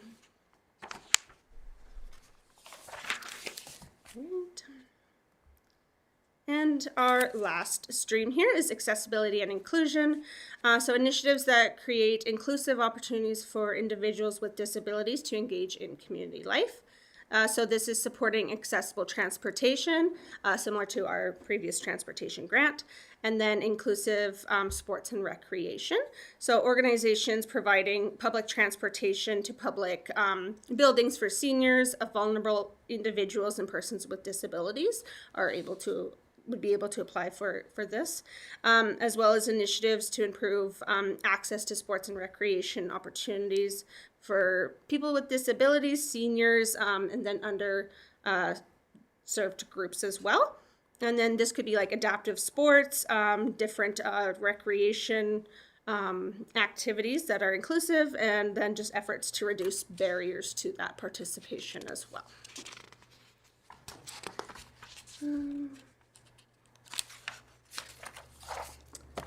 And then our next step in our policy is after implementing any proposed changes, if there are any, we will seek council's approval for a policy adoption. And then we are ready to launch and promote our community grants program as well for our next steps and our application. If I go back, can I show you our application? I don't know how, Jen, can you click the application link? I put it in the wrong spot. So this is what our application would look like. So it's more user-friendly. We've developed an online, you might have to scroll for me, I don't know. Thank you. Accessible one, so similar to our special events application. This is all online. It directs it to the people who need it. The communication's easy. We have the system in place for keeping like our tracking system and everything. And as you go through, you'll click your things and then the questions develop from whatever you are responding to. So it's just a lot more user-friendly than our hard paper copies, our Word programs that we were using before. And then this would also go into our final report, which will be online as well. So we would send them a link, and then they get an online report that they fill out that is specific to what they have applied for as well. And then there's also making sure that they're in line with town council strategic planning. So all the questions that we've developed throughout this application are in line with what we've proposed throughout the policy, and then very specific to what each stream is as well. So that we're identifying if they are meeting what we've developed in our criteria and matrix as well in our procedure. We can go back to the. Thank you. GM Wagstaff, you wanted in? Yes, please. Through the chair to all of council, if we can circle back just on the piece about, because we're ready to implement unless there's some proposed changes. So when we were talking about the authority of the sign off, it's also about the adjudication process, so that those who are reviewing, working with the applicants as they apply, doing that review and a recommendation aren't the same stream of administration that's the approvals. That's why it had moved up to the CAO, even beyond the GM, because below that, GM, manager, supervisor, and staff are part of that process in working with the groups that apply, doing some of the reviews and providing a recommendation. So it provides a clear transparency that how things are approved to the public. That'll assist, I think, also in aligning how we do it with FCSS. The other unique piece to this is the fact that we do anticipate there will be smaller applications. So to be able to encourage that and streamline that and be able to process that while we keep that, those who we're adjudicating separate from those that are approval, but at the same time not having to have that time period to go to council. So that was sort of the piece behind that. We did hear from 2 councillors, so if we're going to change what is now being recommended, if we could also hear, or if we maintain it the same, if we could hear a little bit more dialogue and feedback from council as a whole, if you'd entertain that to provide us some greater direction. There's a couple people queued up, and I do have some questions, so I'll let Councillor Taylor go first. Councillor Taylor? Through the chair to council and administration. I do agree with some councillors that council approving $500 or more that's a little low. But I do think that there's a certain amount that we do need to approve, because we only have 55,000. And seriously, you get a few big applications. If someone's applying, it could be they could apply for 10,000, right? And if that's a chunk of that money, I think that's got to come to council. Maybe it's a huge event that really it does need us to sign off on that, because then that's just less grants to others. So I think $500 is low, but I think there's an amount which goes beyond administration to approve, and it should come to council. So that's my comments. Thank you, Councillor Taylor. Councillor Chachka? Perfect. Thank you. Through the Deputy Mayor to Administration and Council. I do agree with Councillor Taylor. I think $500 is too low. Maybe something like $1,000 would be a little bit more desirable. That way there is some transparency and in that, because I do see the value in what you mentioned, GM Wagstaff. So I think there's some value there. I do have a question though. So if the applications are accepted 3 times per year with the deadlines on January 15th, May 15th, and August 15th, what's that timeline that it would be coming back to council, and then those organizations can make a decision on whether or not they can fund their event, right? I've done many events, right? And you need to know some of those pieces of information before you can continue on. Thank you. So we have developed those timelines around when council meetings are, so that there would be still a similar turnaround time. Let me just pull it up. It should be in the procedure. So that is just more of an internal procedure. So it would be about I think it's 5 days. I can't find it right off the top of my head. It would be about a week turnaround for us to get the recommendations and stuff ready, and then off to council, and then followed by connecting with them to know after we're get the recommendations from council. So we'll have about a week or 2 in between those 2 days, and then a following week or 2 to get. I wish I had I can find the numbers right in front of me, but. It would be about a month altogether. So it would extend the timeline just because of council dates, but we did try to accommodate that the best we could with the different kind of council year that we are having this year as well. So we did try to accommodate that the best way we could. CEO Beveridge? Thank you, through to committee. I think probably through this process, essentially as it's advertised, well advertised, and the community gets to know when the grant applications are due, it becomes a little easier for community groups to access it because they can plan that on an annual basis. They know that it's coming on these 3 months of the year to be adjudicated. So essentially the first time is probably the hardest time. Councillor Chenard? Through the chair, I'm not sure who I want to direct it to. I'm hearing the other councillors, and 500 is too low, but I'm also looking at it that if we're encouraging them to hurry up and get grants, I'm listening what you're saying. So 3 people come in and say, hey, I want to put on something that's going to be great, and you're sorry, you're delayed because we got to get a $500 request from council. Even if it says GM or someone down, because that's where I brought the other questioning there. If you're approved to spend up to $10,000 to write a check, but you can't approve 500, like, to me, I'm looking at it's a waste of council's time and CEO's time. Make it a GM and make it higher, because I don't want to hold you up and you got to wait till it go to council meeting and it's a $500 approval. That doesn't make sense to me. And when we brought up the fact 55,000, your department, like any other department, here's your money, spend it as you wish. And if you all of a sudden come to go, hey, you know what? We just blew all the money. Well, then at that time, then we're going to go to our CEO and say, hey, what's going on? At that time is important, but we got to change that 500. It's got to go up, or someone lower down the chain approves that lower amount, because I don't want to hold you up getting your events happening. Thank you, Councillor Chenard. Councillor Taylor? Through the chair, just in response to Councillor Chenard's comments, I think CAO Beveridge has sort of addressed that in terms of, and I've gone through many grant applications getting sponsors for the play. You build it into your process. And once these dates are set, I know when those deadlines are. I know when the play is, that I have to approve by a certain date. And again, our communications team will get the message out that people won't be delayed. It'll be a month from the way your end of your application to when you're approved, but you build that into your plan. If you're expecting that council's going to approve or administration's going to approve something that you want to do the next day, I think that's unrealistic, right? So I think that you have to approve that as a part of your plan.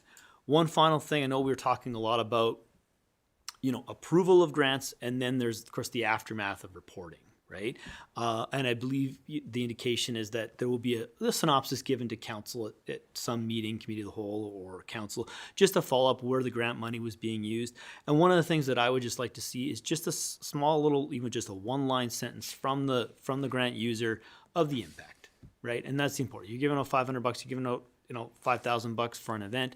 Hey, what was the positive impact on our community? And then we know, hey, our money is being well spent in our community, and you're seeing the positive impact. It could be even just a photo of the event and showing the kids having a great time, then it's well worth it. That's something I'd like to see just from the grant users. Thank you, Councillor Taylor. Mayor Zahara? Thank you, and thank you for all your work on this. I know it's been an undertaking. I'm excited to have this program available to organizations, but around this table, we often talk about resource allocation and us not being able to do things because we lack resources. Every time something comes to council, there's a lot of people involved, reports that have to be prepared, has to get into the agenda package. Then we discuss it, and then it goes into the minutes, and then there's follow-up after that.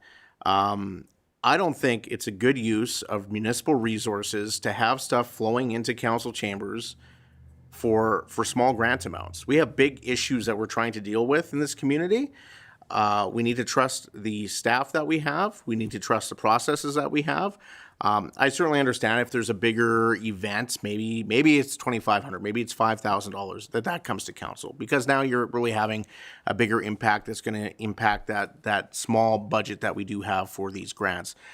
But to have a $500 or $1,000 item and having our CAO deal with that with a 50 million things she has to deal with a day, not a good use of resources at all. And I think that we as council sometimes forget the processes that go into developing our agenda packages and bringing forth things to council. So I really caution council on getting too involved in this. Certainly if there's a higher amount available, like a 2,500, I would probably support that, but anything less than that, I would have a hard time having that come to council or going to our CAO.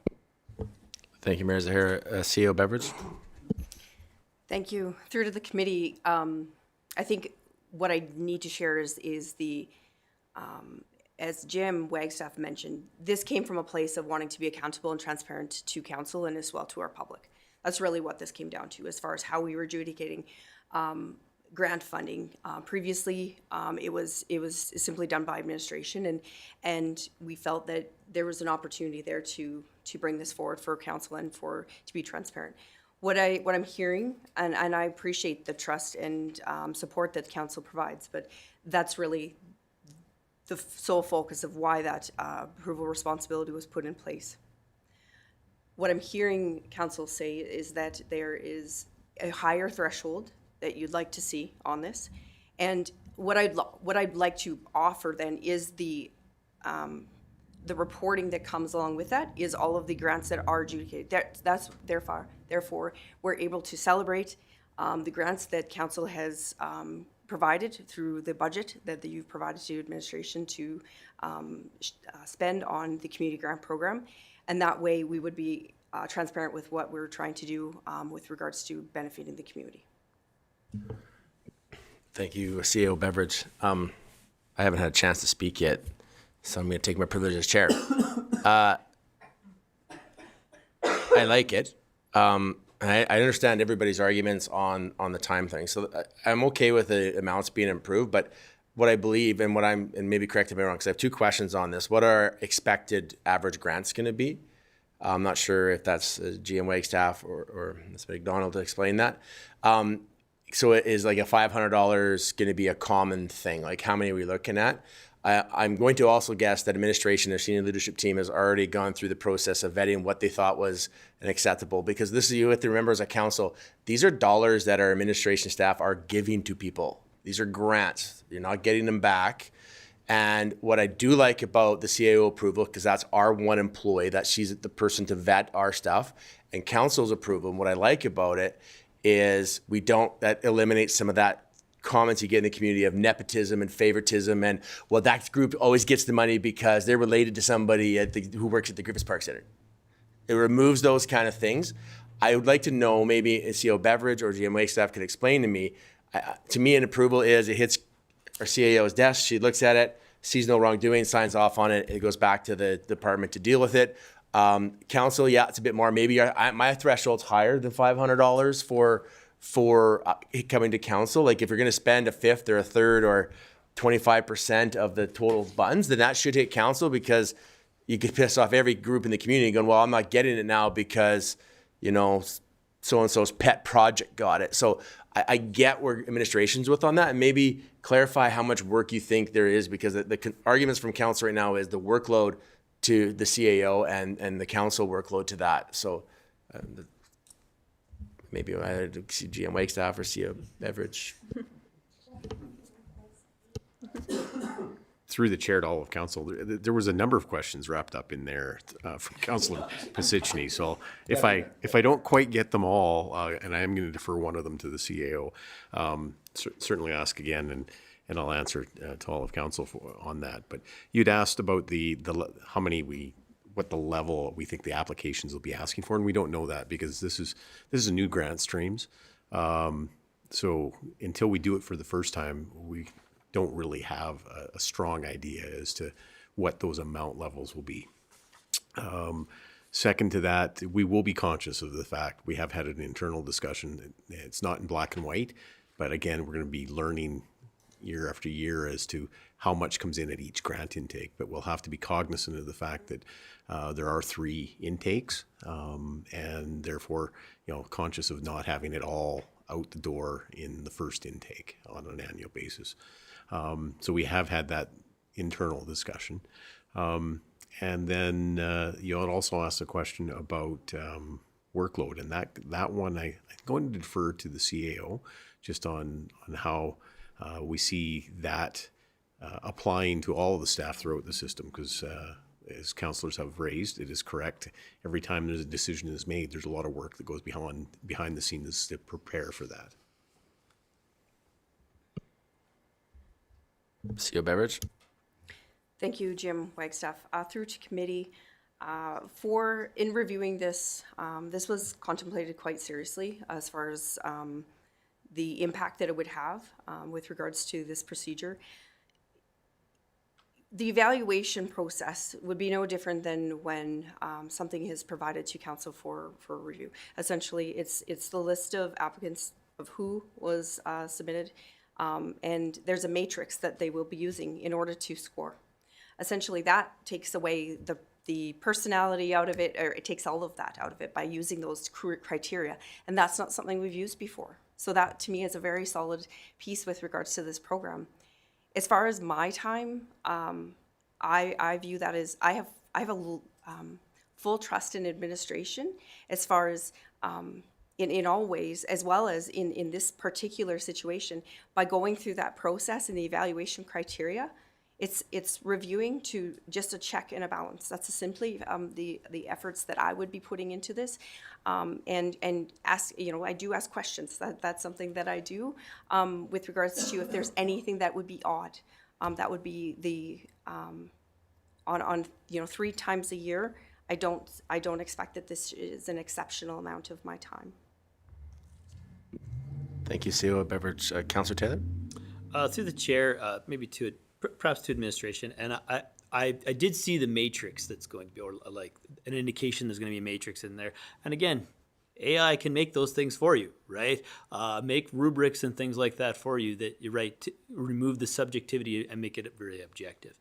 And there could be an option in terms of this this grant program to have almost 2 grant streams within this. It's a lower amount that can be approved relatively quickly. Many companies, such as, I give this example, Weyerhaeuser has their giving fund that I know that the Drown program applies to every year, and they have a certain amount that's like below, and like you apply for this and it's relatively quick. But if it's a bigger amount, that it's a much longer process, right? So people are sometimes clever and say, what's the maximum on the lower amount? $1,000? I'll apply for that one. I want 1,500, but man, that's a longer wait to get there. So there's maybe an option. A lot of big companies sort of do that. Say like, it's easy to, have somebody just sign off a $500 check. But if you want a $10,000 check, then yeah, that's going to go to something. And understand the applicant has to understand that's a bit of a longer waiting process, right? So there's an option in terms of doing that as well.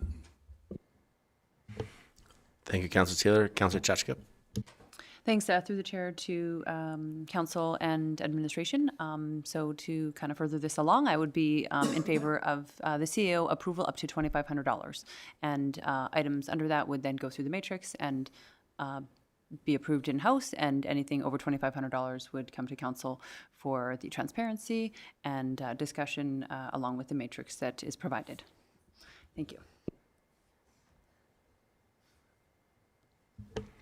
Councillor Chenard? Through the chair, yes, I would totally agree, because this is going to move this along. The point's been made, but I would agree. $2,500. Other than that, figure out an in-house to improve it, move it on.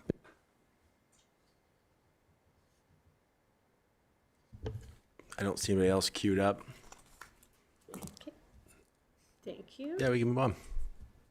Let's get back to, that's it. Thank you. Any other questions? Yeah, I know. GM Wagstaff? Just as closing on the, if you can slide back one slide, through the chair to all of council. Oh, it's gone. That's okay. I did just want to reemphasize a couple of comments that were alluded to in the presentation about the launch. This is community development staff have done a lot of work to have this readied once it's approved. So as you saw, website in the background for an online application, a communications plan on promotions, and the matrix has been worked out to be able to adjudicate. All that work has been done, and kudos to the staff having it ready to roll out once the decision is made. So when we do bring it back to council, be aware that the staff have prepared to be able to launch this as soon as the green light is given and the blessing from council. Great, thank you. Thank you very much for your presentation. All right. Next, we have Ryan O'Sullivan, our Transportation and Parks Manager. And first discussion he's going to talk about is our draft traffic signs and signs maintenance and replacement policy. Floor is yours, and the mic is already on. Excellent. Thank you, Deputy Mayor, Mayor, and Council. I guess we'll just wait till it comes up. I'm going to present on the traffic signs, maintenance, and replacement policy 0T18C. So the current OT 14 street signs, information signs policy and procedure was last updated in 2016. So administration proposed a rewrite of the traffic signs and sign maintenance and replacement policy 0T18-C and a procedure to provide a more inclusive and better meets the needs of the transportation group. The goal of the policy is to mitigate traffic accidents, injury, cause misinformation due to incorrect signage, that would result in claims to the town. This policy will establish operational guidelines for the transportation personnel and utilize planning of traffic signs, street signs, and maintenance and repair. So our inspections for this policy, the traffic signs, we're going to designate a category of A, B, C, D, like the snow areas, trying to keep a inclusive, keep them all the same. So when people ask, area A, area B, they know what they're talking about, not kind of what's industrial, what's residential, what's, what it was before. They'll be based on a maximum rotating timeline of inspections of 2 years. So the first year will be A to D, the second year will be E to B, and then the third year will be C to F. So there will only be a year between an area being inspected at a time. So there's kind of the outlines, the snow policy. Again, we use the same kind of mapping system. So all of our signs will be in that areas. So the frequency inspections into the 6 categories. So be overridden to the town's available resources.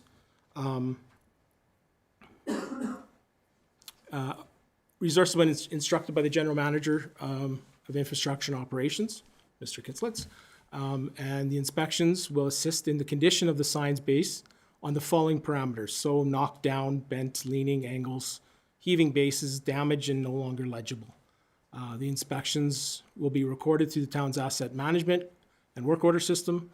And we always utilize the reporter problem software that we have to find out what signs have been knocked down throughout the town. And this town seems to be, it's a bullseye on all of our traffic signs because we go through a lot of signs. So there's knockdown, there's, bent over, leaning, heaving when we get water underneath our bases, and, no longer legible. So administration requesting the committee feedback on the traffic signs and maintenance replacement policy. Any questions? Councillor Chachka. Thanks. Through the chair to Mr. O'Sullivan. Thanks for bringing this forward. I was just wondering, in the 2016 policy, it says that the inspections are at least twice a year and maintained as required, and then we're going to be changing that to that every 2 years minimum. It'll be a year in between, yeah. A year in between. So do you anticipate, I'm not sure when you guys do the inspections twice a year, if you're coming across a lot of deficiencies or if it's ideal to better use the staff time doing it with a bigger interval? Through the chair to Councillor Checha, it's a better use of staff time to actually have it laid out and being done once a year. Majority of our information comes in through the reporter problem, and we get on them ASAP. They get fixed immediately. We set a list, we put in our one calls, we go out there and fix them, because a lot of them have deep bases and we have to hydrovac and all the good stuff. So it's just it's a better resource for our staff to be doing any yearly timelines. Okay, perfect. Thank you. Thank you, Councillor Chachka. Councillor Chouinard. Through the chair to Mr. Sullivan, I like your list, except I have a problem with knockdown. We don't need to inspect a knockdown. You're inspecting every 2 years, but if it's a knockdown, there's nothing to inspect. I get the bases like that, but that's the only one I didn't like on the list. That one should be gone. But other than that, I agree with that. Thank you, Councillor Schnard. Mayor Zahara? Thank you for your work on this, and I do know your team is very quick on getting those signs up and running when you do get a reported problem. I know in the past our crews have put up signs along the highway corridor that were deemed a dangerous situation, and the contractor for that highway was going to wait till Monday. So I do think there needs to be some flexibility in the policy if there is a safety concern and the contractor for Alberta Transportation is unable to deal with that, and it's deemed a public safety issue, that we actually do go out there and do that so nobody gets hurt. Those would be very exceptional circumstances. And I guess I have a question. You mentioned that we seem to go through a lot of signs. Do you have any data on how many signs per year we go through? Are there problem areas? And the other question I have is, your next item, I see that the maps and the timing is exactly the same. So is the idea to do the traffic signs and the sidewalk, curb, and gutter reviews at the same time? Through the chair to Councillor, or to Mayor Zahara. So we do have something in there. So we've got in one of the provisions, should damage occur to a stop or yield sign in the town will respond within 2 hours. So that includes highway signs as well. We will be in there and we will put up temporary signs as soon as possible. As for the matching with the sidewalks as well, it gives our staff to go through and be able to do both at the same time. And that way it's better use of staff time, kind of more cohesive and putting them together. Good. I don't. I can get that information back to you. As far as locations, the highway is the worst. It's people cutting corners too quickly, and usually it's trailers taking out our signs. Do we still have a problem with people breaking the breakaways? We've actually stopped putting in breakaways for that fantastic. reason. We've got them on a few of our more expensive signs, like the pedestrian electronic signs, just because we want to save those, and if people are hitting them really hard, they're going to break. Good to hear. Any other questions from Mr. Sullivan? All right. Next one is this next policy on sidewalks and curbs, gutter maintenance.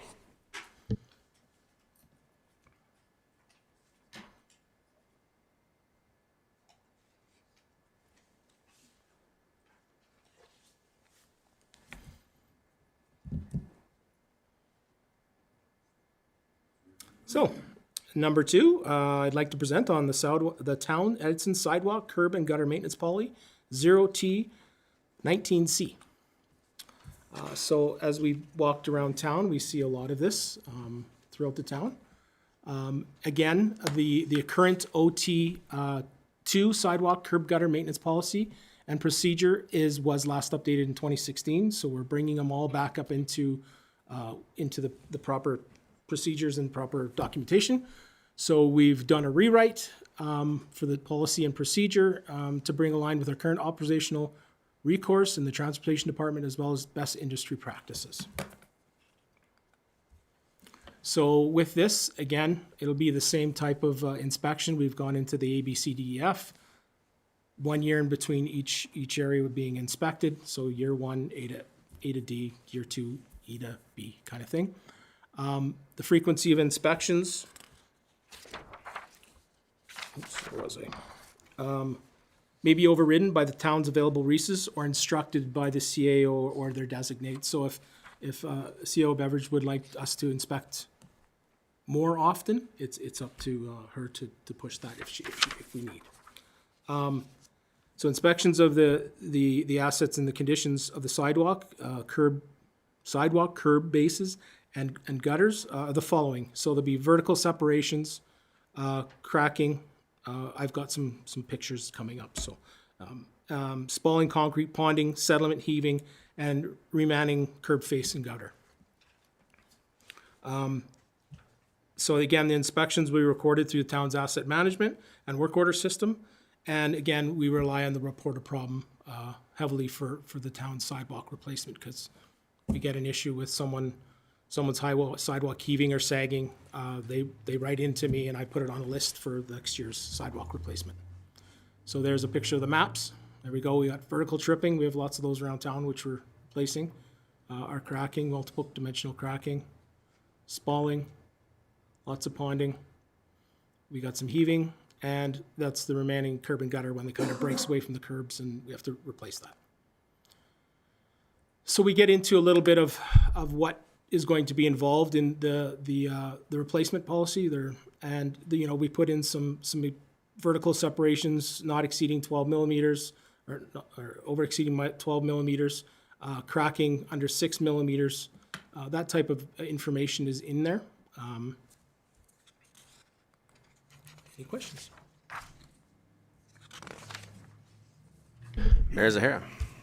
Thank you. You might not be able to answer this question, but obviously there's a budget implication significant in this area with the cost of concrete nowadays. So I guess my question to you is, do we have sufficient budget to deal with some of these issues with the amount of sidewalks and curb and gutter that we have throughout the community?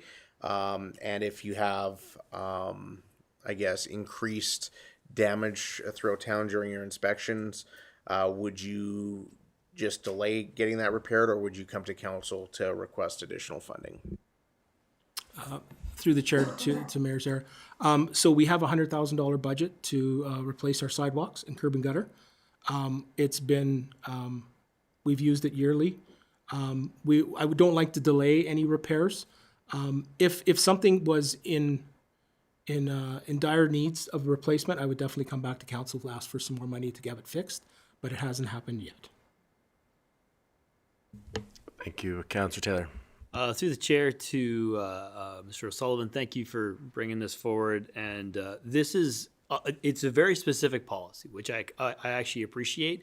When people say like, sidewalk in front of my house is crap and garbage, why isn't the town fixing it? And you say, yeah, it doesn't look good, but you should see the one 3 blocks over. It's worse. And we could go to this policy and say, like, these are the reasons and as to why we choose one sidewalk over another. Spinning off of Mayor Zahara's comment, $100,000 in the budget, roughly how far does that get within our sidewalks? Like in terms of, I mean, sometimes you refer to full replacement costs. So I don't know about a square footage cost. Just wondering, I mean, we have a lot of sidewalks in town. How far do we actually get on that amount? Through the chair to Councillor Taylor, I managed to clear off all of our reporter problems and all of our inspections throughout the year with that $100,000. And then the next year I get a whole bunch more coming through.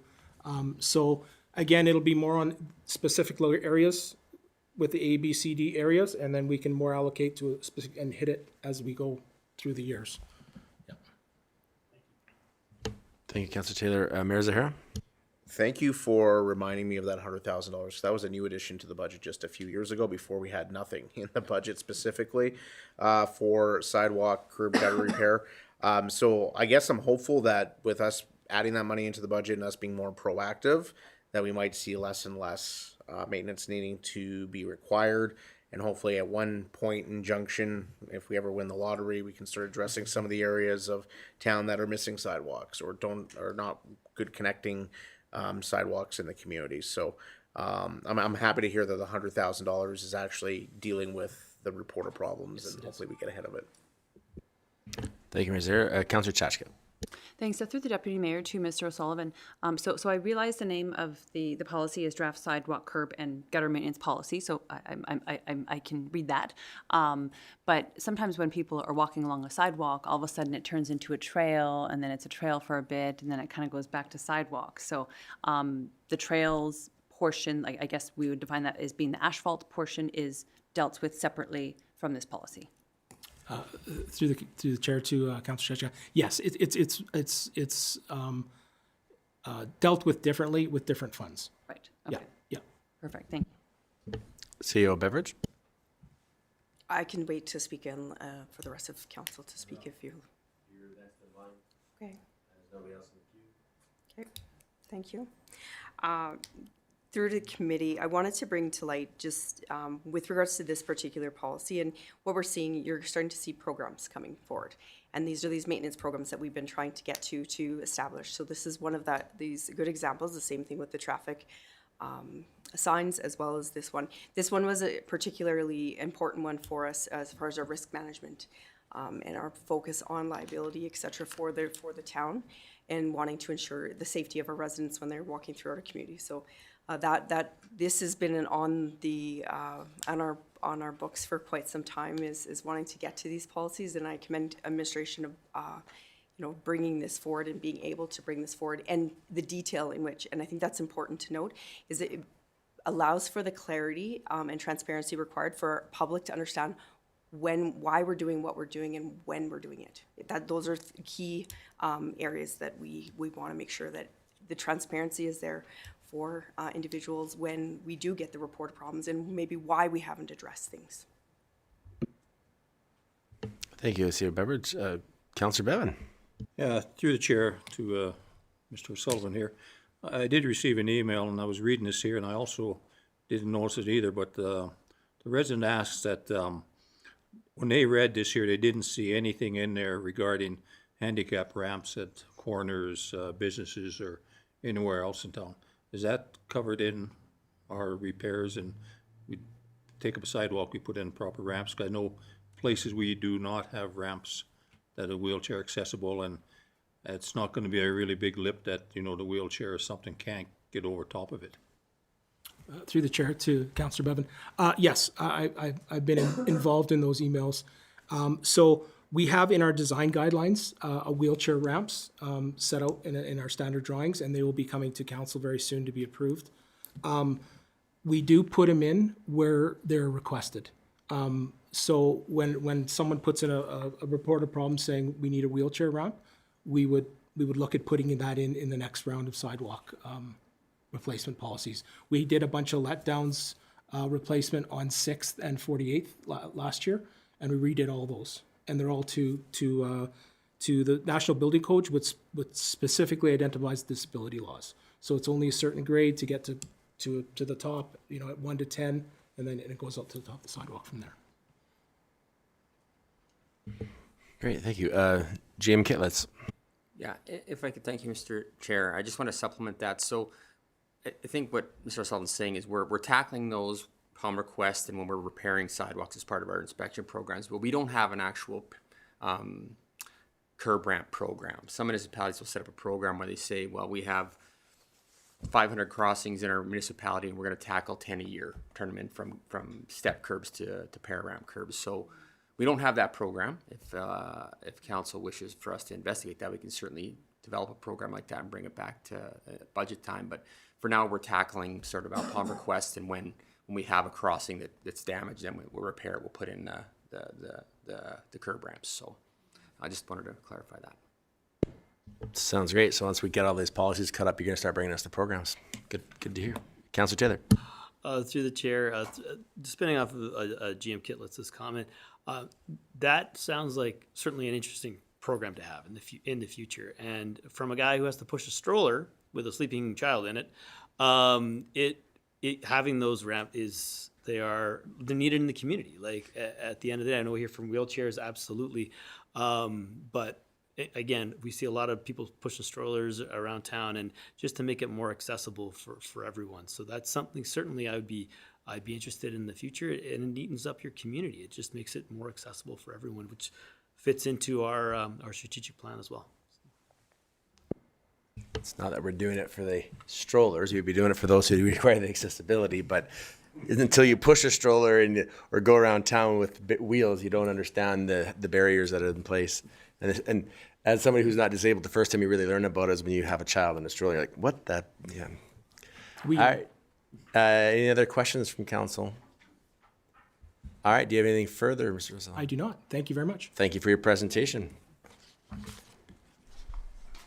All right. Next item is business items. GM Wagstaff and Community Protective Services, YCE Multiplex Facility Update. The microphone is activated and it's all you. And you're lucky you got the fences up today.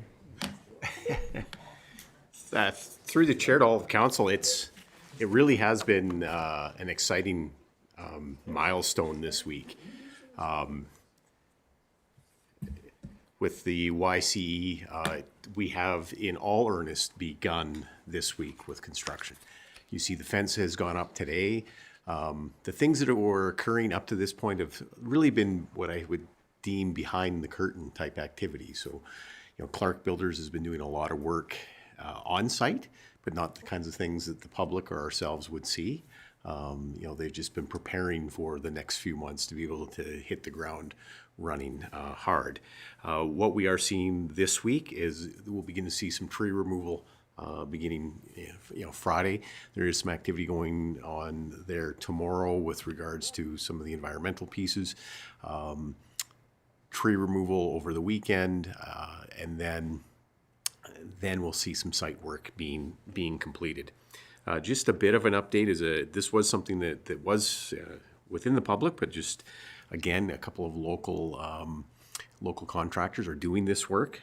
So it is Tech Logging that's doing the tree removal, as well as Johnson & Herbert are doing the site stripping and pond excavation. The asphalt stripping and site prep tender has closed, but that award has not been announced. It's forthcoming, so not able to share yet which proprietor is doing that work. But those are the things that we're going to see very active changes starting to occur on the site as we get into the construction period. The other part that we are, otherwise I said, Clark Builders has been on site working with our staff sort of behind the scenes, is they've been preparing to develop the temporary access into the facility, which will go through the pool. And that's, again, just as a piece of the phasing. This is what we see right now as the fence has gone up and cordoned off these areas, because this is going to be the first active areas in the construction. You see the blue dot, that's the existing entrance as we see. So the dates, these are the dates they plan on doing some things, but they are flexible, hopefully ahead or slightly behind these dates, but it'll stay on target because phase 2 comes quite quickly. And that's after they've stripped and created a temporary parking lot on the north end and opened and constructed a temporary access. You now see where the blue dot is, which is by the door, the double doors that go in currently, that is only in for deliveries and things like that. That will become the main entrance for a great deal of time during the construction. From June of 25 to March of 27 is a long time to have a temporary access.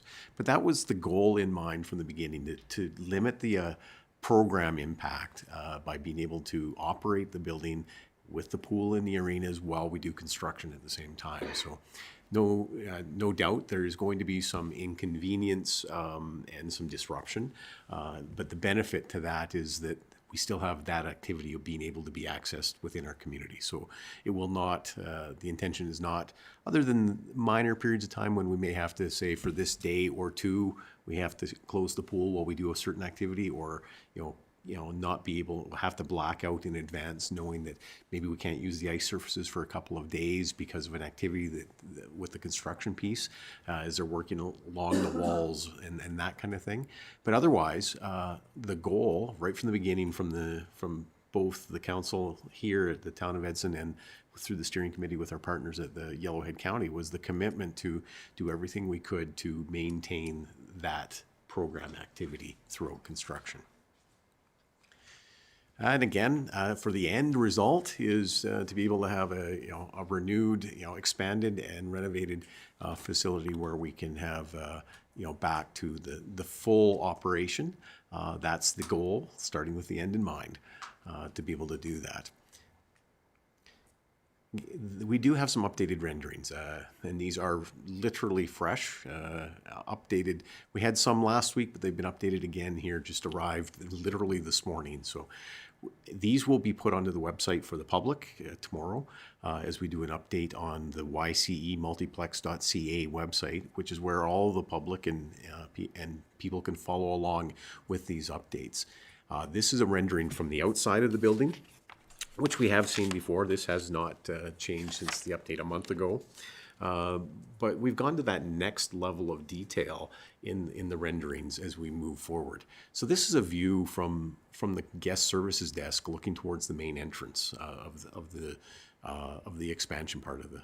You will see the wood looking is OSB board, and Clark Builders has been reaching out to our local wood and lumber facilities in town. There are ample opportunities that have come forward to be able to incorporate some of that look and materials actually into the building. When you first enter into the building, this is what you would see straight ahead. You see the arena doors going to the twin arenas on the left and the curling rink. On the right, you see doors that would go into the new arena for the accessible seating, and then straight up into the seating through the stairs. On the left, you also see the location where you're going to see the TVs and the scheduling and that we currently have, but that's how it'll be incorporated. As you would turn to your left, you would be able to take a look at now the reception desk and some of the design features that are being in there and the materials that have been chosen. Beginning to look down the corridor towards the pool and gymnasium to the east.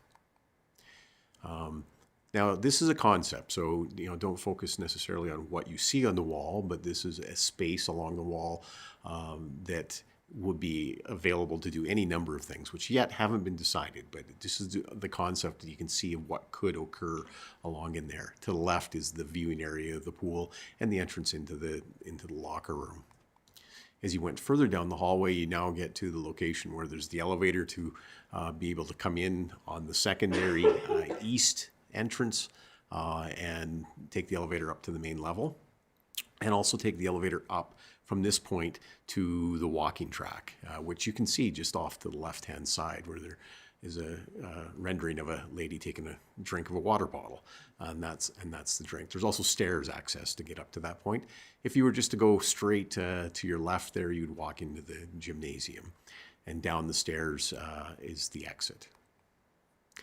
And as you walk to your left, you would have walked into a gymnasium. One of the changes that you do notice here is one of the value engineering exercises at cost saving was to go with a sport court floor and not the hardwood floor. That's where you see the difference here, is it being blue instead of what we had seen previously as the wood. This is looking into the locker room area for the aquatics and the gymnasium. And this is, actually, I'll share a little tidbit here. This rendering replaces this previous rendering. So you can see, I'll ad lib a little bit, you can see the difference in how we get to that next level of design, and we've incorporated the wood look. This is a view from inside the locker room where you're looking back towards the entrance in the lobby, and off to the right, the entrance into the pool itself. This is a rendering of what the private change rooms are. That if we look back here, off to the left, you see a number of doors, and you go into the private change rooms right into there, so you have the privacy of changing. This is a rendering for the accessible washroom that is in the pool. It includes a sink, toilet, showering area, and change table, all required by code to be all in one area. That's why it's all together like that in the change area. So it's quite a bit of space, but we have those within the pool. It's also what you don't see in this rendering is there will be access that we're able to close it off. There's access right into the hallway as well. So this facility itself could be used if the pool's closed, but you still wanted access to be able to go in and have a fully accessible washroom facility and change and shower area if that was needed. So there is that design capability for us to have that flexibility.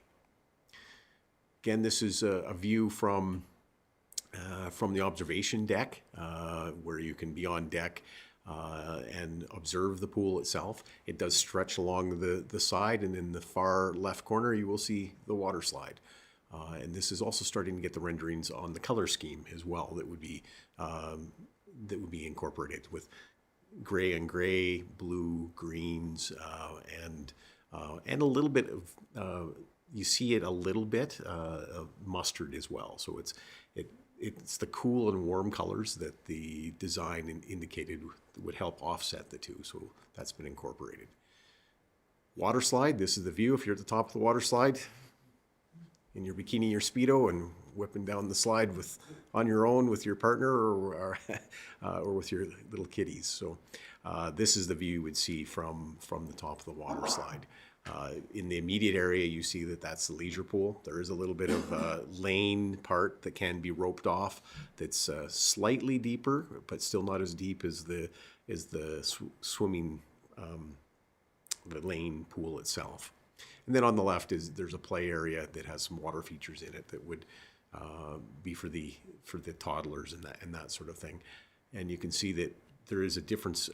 It's designed so that you're not jumping right into the deeper sides of the water. You enter in where it's shallower, and you would work your way around into the deeper parts of the pool. This is an updated rendering for the new arena. In particular, I would like to focus on what you can see at center ice up at the top of the stands that had not been in the renderings before, is the incorporation of a sound booth into this facility where you can be able to control the clock, be able to do announcing, play the music, and that sort of thing from that area that would have center ice view. This is a rendering of the new change rooms that go with the new arena. Much more spacious than what we currently have in Memorial. Quite an upgrade that way. These are the showers and washrooms that are included in the change rooms. They have privacy on their own. And this is the rendering for the curling rink. Previously, you would have seen 5 sheets. It still is able to do 5 sheets if that's changed. But in part of the discussions that we've had ongoing with the renewed curling club group, they have established themselves as a society again. They had requested that there be 4 sheets and then a space where they can walk in the middle. So this rendering now depicts that feedback that we've been having with the user group in curling. And this is a view from the east end of the lounge looking out onto the renovated Memorial, or what's currently the Memorial. One of the other changes that the public may have noticed from previous renderings is there are no windows on the far side any longer. Those had to be removed as there was no cost-effective way to not have that be a firewall.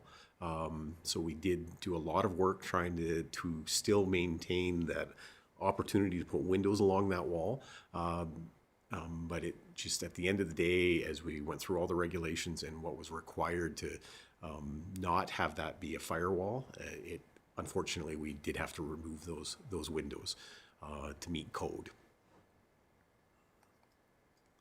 And that's the update. If there's any questions, I'd certainly be open to fielding some questions at this point. Thank you, GM Wagstaff. Councillor Moore.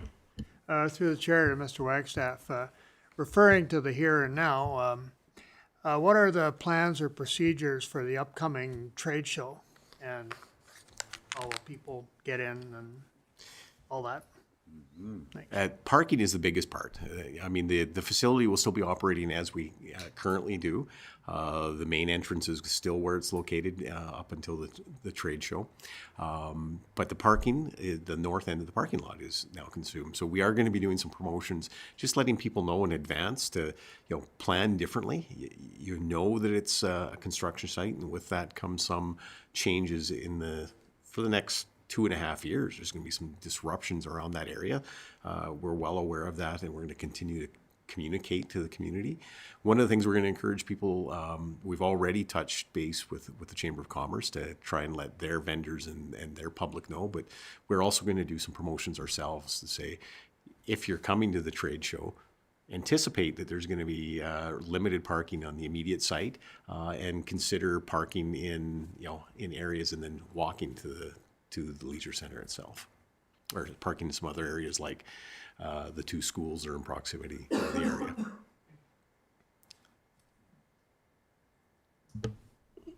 Councillor Chachka.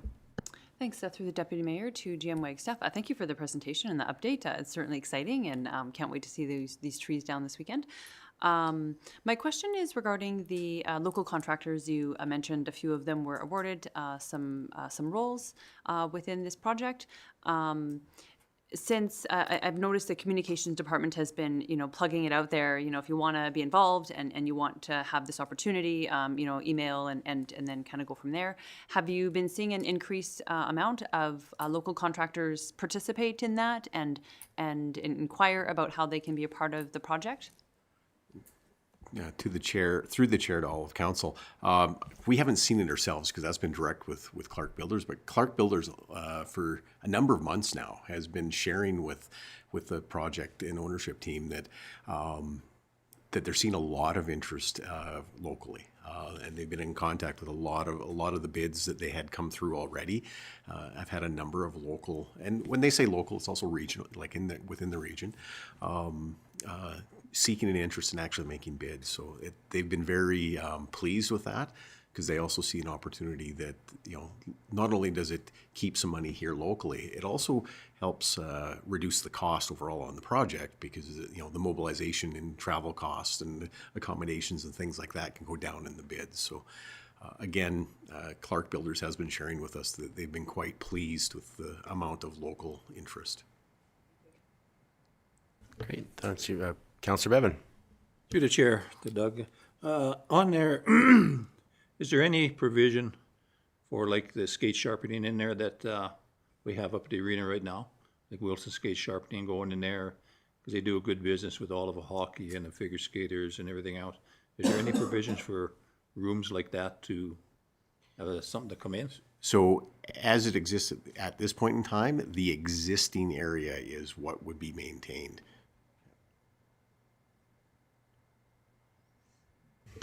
Great. Any other questions? Well, thank you very much, GM Wagstaff. Appreciate that update. It's exciting. It's nice to see stuff happening at the site. All right. We don't have any closed session stuff.